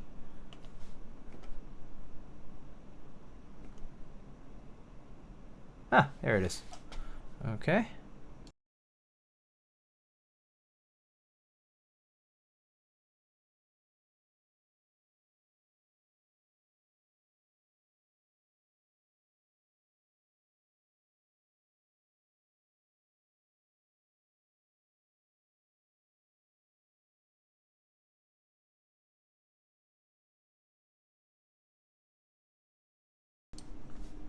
Okay.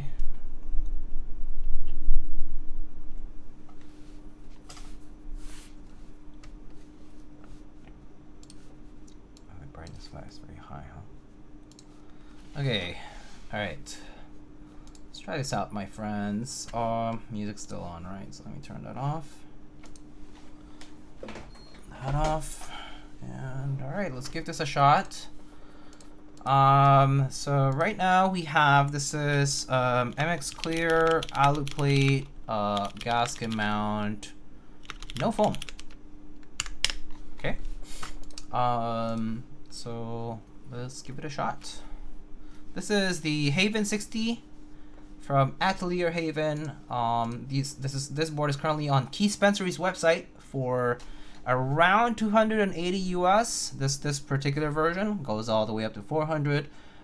Different versions have different materials like copper and stainless steel, but this one's the alu with just the stainless steel weight.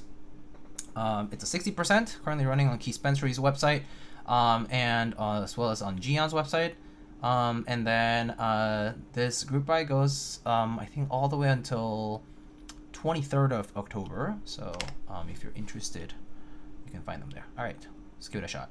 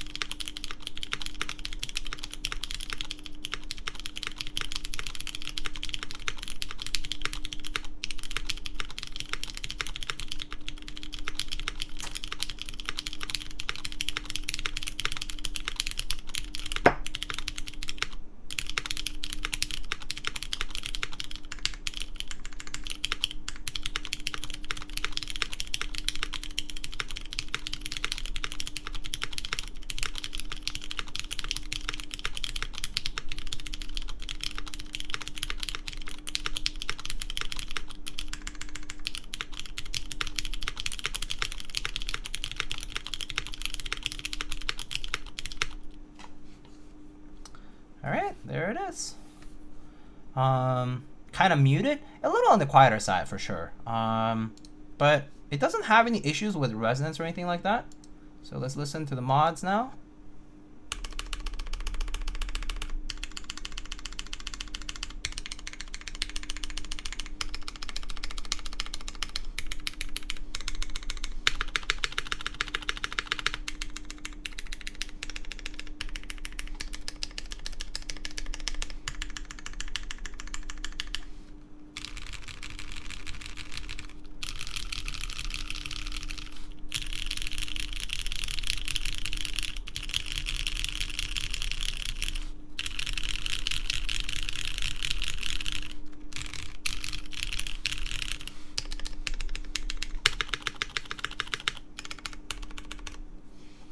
All right, so there it is.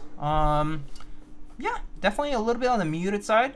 It does make me think though, because I think it still sounds like a pretty expected MX Clear board that I've, you know, among other boards that I've heard with MX Clear builds. It's kind of on the expected side of the volume and just like the general sound. It sounds like an MX Clear Lube type of board. It definitely is a little bit quieter compared to some boards I've heard, but not that much, like not by a lot. Yeah, but definitely not unlike other MX Clear builds that I've done in the past.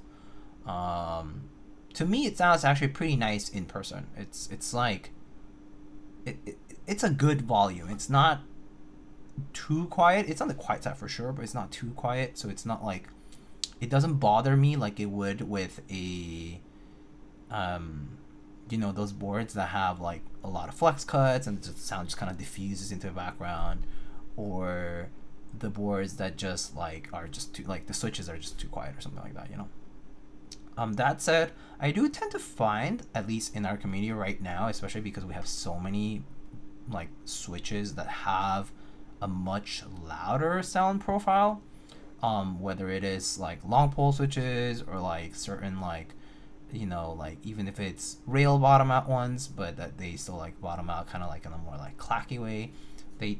I do feel like we're getting more used to louder sounds in keyboards, and so whenever I hear boards on the more muted side, it does seem to me like the general response is like, oh, it's very quiet and things like that. But I think in person though, it has a pretty okay volume. That said, it is a bit quiet compared to other like 60s specifically that I've built with gasket mount. But yeah.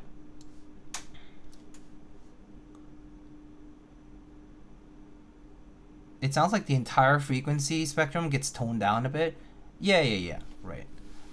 That's why I've gravitated more to mid-focus sounding switches. Yeah, I think, yeah, there's like really loud ones and there's like not so loud ones, right? Cherry does kind of stand in the middle, but what happens with a lot of these full travel switches, like Cherry or even like Duroc or whatever, right, is that it does depend pretty heavily on what plate and configuration you end up picking. I actually would have imagined that this, if this plate had allowed me to do both top mount and gasket, I would have imagined that the top mount would have sounded a little bit more amped up compared to the gasket mount right now. That's for sure. Another thing would be like I did notice these gaskets are kind of like on the denser side, so I think they are kind of dampening the sound a decent amount too. Feel wise though, the board actually feels really nice. It's actually not that soft. It's pretty stiff. Like, well, I would not call it stiff to the point where it's like a metal plate top mount, you know, build, but it doesn't just give in, you know, like it doesn't just like sink into the board. So that's actually kind of nice. For me, that's a plus. I prefer gasket mounts that are on the more stiffer side of things, but still are gasket mounts at the end of the day. So they have the softness and the kind of evenness of a gasket mount. In that regard, I think this is pretty good, pretty nice feeling. But yeah, it's board dependent though. For full travel switches, it's very board and like build dependent on how it ends up sounding, which is sometimes why I do like using them, because it kind of puts them to the challenge. Sometimes like some boards just don't work very well, but when you have a very loud and like clacky or whatever switch, they all kind of tend to sound similar, you know, very very much the same. Same way with when you put all the foam, also boards tend to sound the same kind of regardless of what switch you end up putting in. So there's kind of like a bit of that. The bounce wars really did numbers to keyboard landscape. Yeah, it's definitely changed the way we feel and hear boards for sure. Like foam, and also extreme bouncy boards, and basically all the extreme stuff, like very bouncy, very foam heavy, very clacky, or like full travel, like long pull type of stuff that's like just like very loud, very high volume, kind of like very high contrast in sound. So like everything in the middle sort of has like fallen through, right? So yeah, but anyway, the color of this board, really pretty. Let's check out the board itself. So where's my, okay, I'm gonna take that away, but let's show off the board here. So here is the board. This is the Haven60 from Atelier Haven with the GMK Taro. This was a nice pick for the board. I think it matches, the alphas actually match the color of the board super nicely. It has a pretty low front height, as you can see. Pretty low front height. I actually like the angles on this board. It's actually not perfectly straight. You see how like this kind of goes diagonally from this lower end to the upper end here, to the middle-ish. I kind of like this. It's a little different looking. It's not just like the same old kind of like taper that they use on a lot of other boards. And the weight, yeah, is stainless steel PVD here. Obviously, I don't have the appropriate long like bump on strips to kind of give the contrast that they kind of deserve with this kind of like long elongated look on the weight. But it's a nice look. I think I'm also missing the diffusers here. Here is supposed to have these rectangular polycarb diffusers that they just attach using screws. Like they're small ones, but they do go there. The light would be more properly diffused around the board if so. I don't have that, unfortunately. I think they accidentally mispacked 2 packs of gaskets instead of gaskets and those. But you know, oopsies like that do happen sometimes. But it's a pretty good looking board though. I actually really like how they do this mid piece and weight thing. This actually looks pretty unique. Pretty cool. Yeah, kind of Gundam-esque for sure. It definitely has that like Mobile Suit and Gundam sort of like style, like very like sharp lines, V and W sort of like shape. Pretty cool.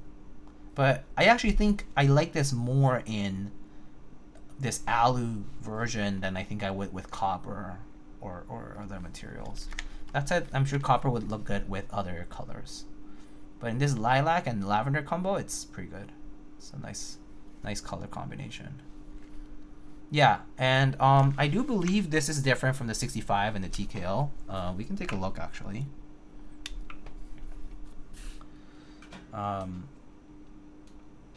Let's see.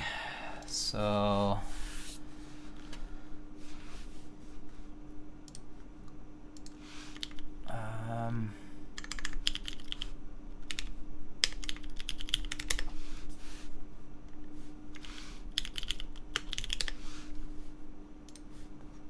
actually, it's funny, but they're all on the Key Spencer website if you look. So I'm gonna zoom in a little. So this is the 60%, right? This is the one that's currently running. This is the one that we just built. And yeah, so this one has this kind of like design language, right? Like we just showed it. They have Win keyless, regular Win key, and HHKB. You know, pretty neat side profile. It's supposed to have some of this diffuser over here that we don't have today. But you know, pretty nice, pretty cool. And then let's see. Oh, they don't have the. Let me see. This is the TKL. Okay, let's look at the TKL. So the TKL is a bit different, right? Yeah, the TKL has a bit more like the Manta before the Manta. Yeah.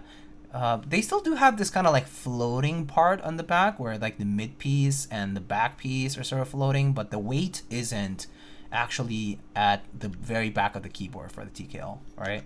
It's actually like straight up in the middle of the board. So a bit different. It still has that like side diffuser look going through it. And then it, you know, because there's more space, it had a badge over here in the nav cluster. It definitely like changed the look up a little bit on this board. Yeah. So yeah, I mean, I can appreciate them doing sort of like different things with this stuff. Yeah. Retained a good amount of this look from the side profile with the diffuser and all, but kind of changed up the lines and the shapes a little bit. Let me find the 65. Haven65. There's an IC thread here.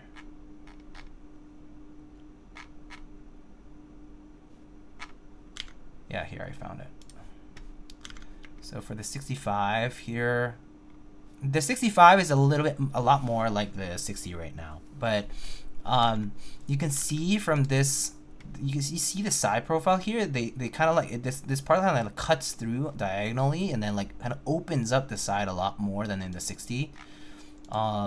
So kind of has a little bit of that, like, I don't know, maybe even like 7V-esque look, but then it kind of digs into the board a little bit. Yeah, like the Manta before the Manta. Yeah. It has this like weight that kind of floats, you know, or rather makes the rest of the float. And so different design compared to the predecessors. More angular on the side like this, and this kind of like they flatten out the back like this. This time for the 60 they like pushed it all the way to the back, and they don't have this like flat, like plateaued portion of it. So it's interesting that they went screwless after this. Like this ledge was done so that it was just screws from the back, from the bottom portion. So I find it interesting that they decided to go with the screwless alternative for the 60%. I think this on the 65 looked pretty okay to me, to be honest. I think I'm actually more of a fan of the way the 65 was done in terms of the screws and stuff. But yeah. And yeah, they also used you know, different mounting methods. 1.2 millimeter PCB though, but different. So yeah. But yeah, this board's on Geon's website as well. The unit we have here is a $280 lilac and lavender anode and PVD silver stainless steel. There's silver and red, silver and copper with blue PVD anode. Oh, blue PVD stainless steel. There's copper and copper, silver, copper, silver, navy copper, copper, red copper and black, gray copper case, or rather no, colored anodized, I guess, so it's aluminum, and then copper and gray copper with highlights, black anode with copper and stainless steel, and then white with copper and blue. So good amount of options for the board, ranging from 280 to 400. I think though personally I'm kind of a fan of the base version, the 280 version.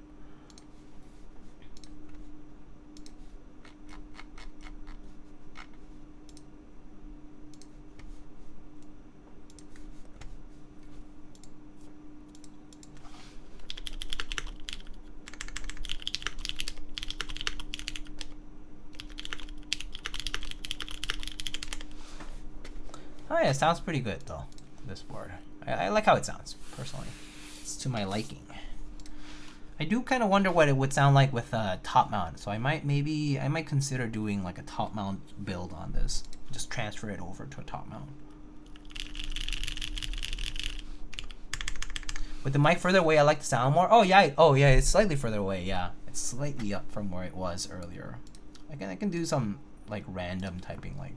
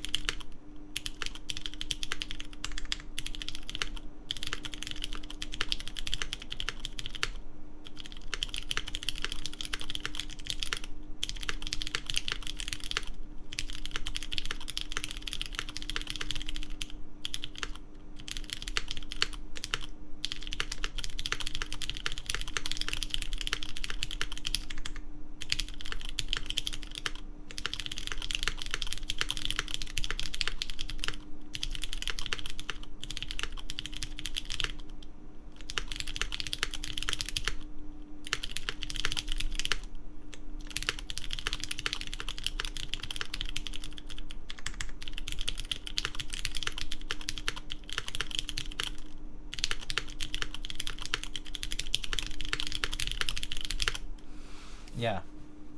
I hear more of that cherry clack that I was expecting. Yeah, I don't know. I mean, definitely varies with, you know, positioning and all that. But to my ears, it sounds pretty cherry characteristic, and definitely has that MX clear characteristic. Obviously, you know, I'm right here, you guys are there, and mic things. So yeah. Okay. I think that's pretty much all for the build, because I don't think I'm going to get around to rebuilding it. But hopefully this was enjoyable. I personally think it's a pretty nice board for 280. It's really not bad. I mean, it's certainly, you might find more competitive options at the price point, but it has some nice complexities that come to the design. And I do enjoy how low front height it is, and the way this is designed. Actually, design wise, it's very pretty, very nice. Yeah. And so there it is, the Haven60 from Atelier Haven.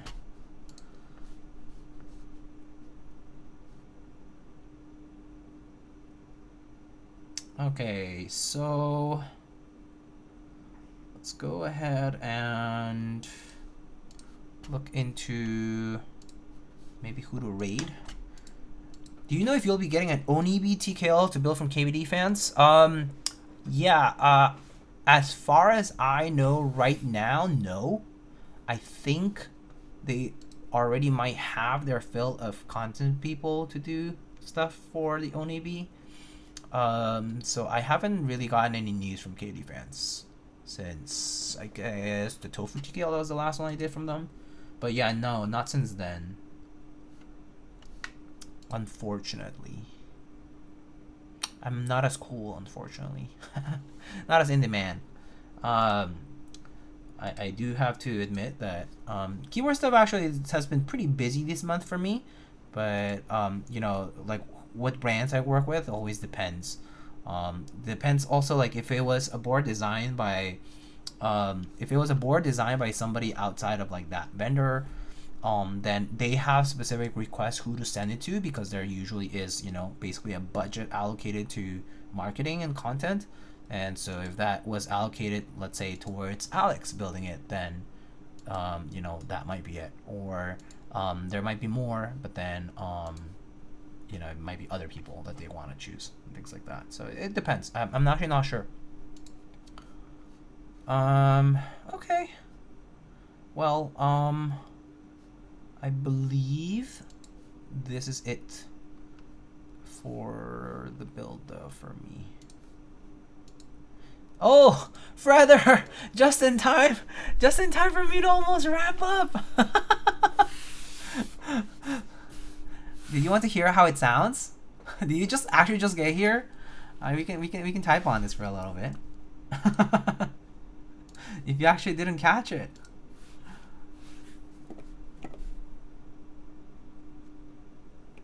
You just got off? Oh, okay.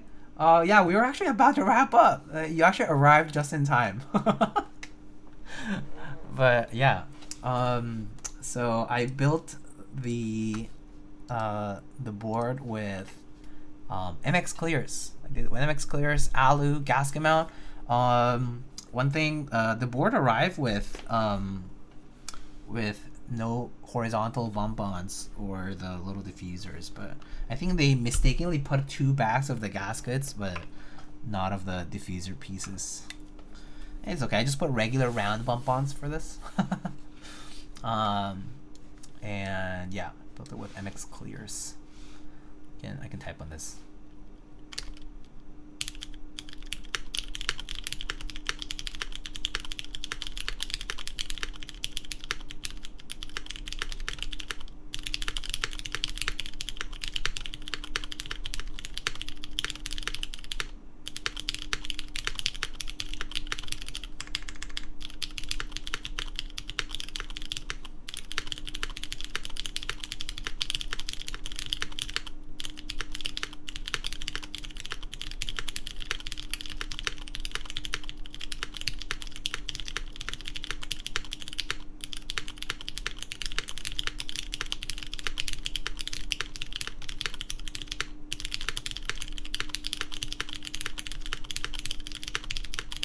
This is gasket mount.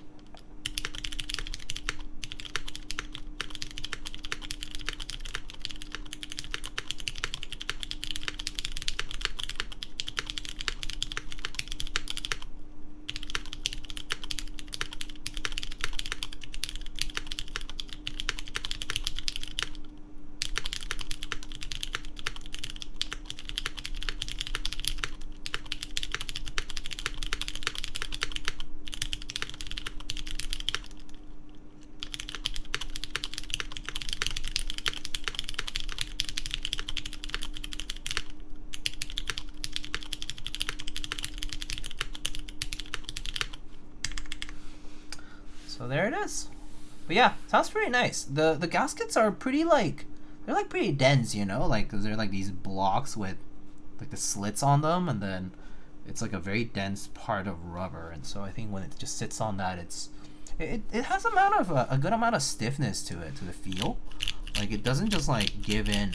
It's a nice feel. I like the softness of this. Like softness from just it being a gasket, but technically not that soft for it to just like be super bouncy and stuff. So space run sounds just okay, kind of typical gasket sound. Yeah, I actually do wonder what it would sound like with top. Kind of curious, you know? But it sounds good.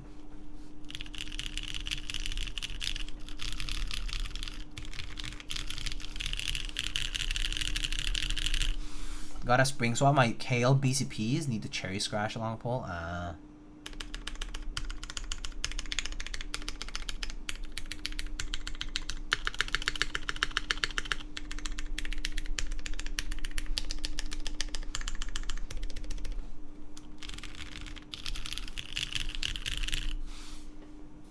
Yeah, pretty nice though. I like this quite a bit. Personally, I think this is like a very like moderate, like, you know, like very like kind of like just a nice, not extreme sound, which goes nicely with these clears right now. So it's a good build. That said, yeah, I think I might rebuild in top mount at some point. Kind of curious what that's like. So maybe I'll like record this with a gasket mount for when I do the typing test stuff, and then I'm gonna rebuild it and then record that with a top mount and see how that goes. It's just exact same build. I'm just gonna literally just take it off the PCB, swap over to the top mount plate, and then put it on. Yeah. But yeah, pretty much done here though. Sorry that it was at a time that's kind of inconvenient for you, Feather. I know that part is a little annoying.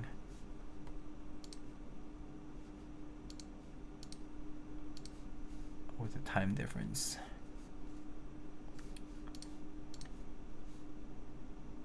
Let's see who's streaming right now. Godson is doing a Savis. There's Matt Nakdam. I think he's just playing games. Don't think I know other folks.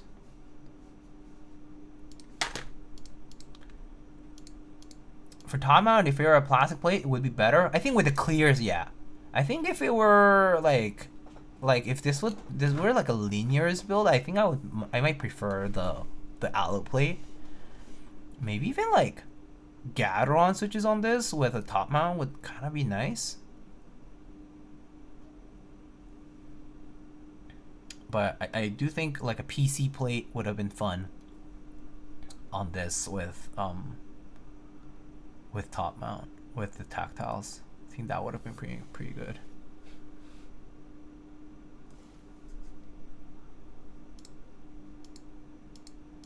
Yeah, PC or PP. Yeah. That would work for sure. Godson just sold his HK corn for 1,500.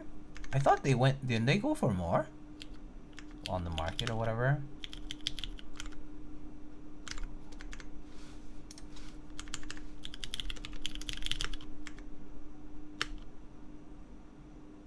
It's like double that, if not more. Yeah, that's what I thought.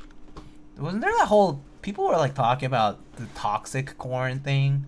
Someone offering like 2 Bitcoin or some ridiculous shit like that. I was like, huh. He got it for a deal, so pass it on. Oh, that's nice. Well, that's good. It's nice of him. I mean, if it doesn't affect his life, then whatever, you know.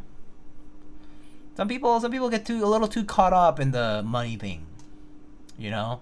But if it doesn't affect your life, whether it's in or out like that, then you know you move on from it and you never have to care about it again.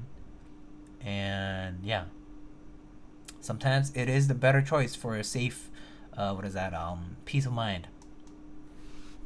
Better man than me. That's fair. All right, let's wrap it up here. But it was a good build. I think tomorrow afternoon, like mid-afternoon, I'll probably do the Neo 80 CU from Quarter Keys. So that'll be tomorrow. So I'll see you guys then. If my schedule changes, it might be pushed to the evening, but it's likely that it'll be in the afternoon. But yeah, lots of builds this week. And then after tomorrow's, I won't be building anything for a week-ish. I will be away for some business travel, so you won't be seeing me on stream for a bit. My streamer supposed to do Neo 80CU tonight? My streamer meaning... Oh, Patty? Oh, okay. Nice. Thanks for the present and past stream. No problem, my friend. No problem. I hope you have a good heavy grail build. Alright, friends. I shall see you all later. I'm gonna go maybe play some games, watch some TV, and just relax. Maybe feed Kiwi some snacks. Patty a Texan. She gotta be my Kiwi streamer. That makes sense. Alright, friends. Take it easy. I'll see you all later, okay? Bye.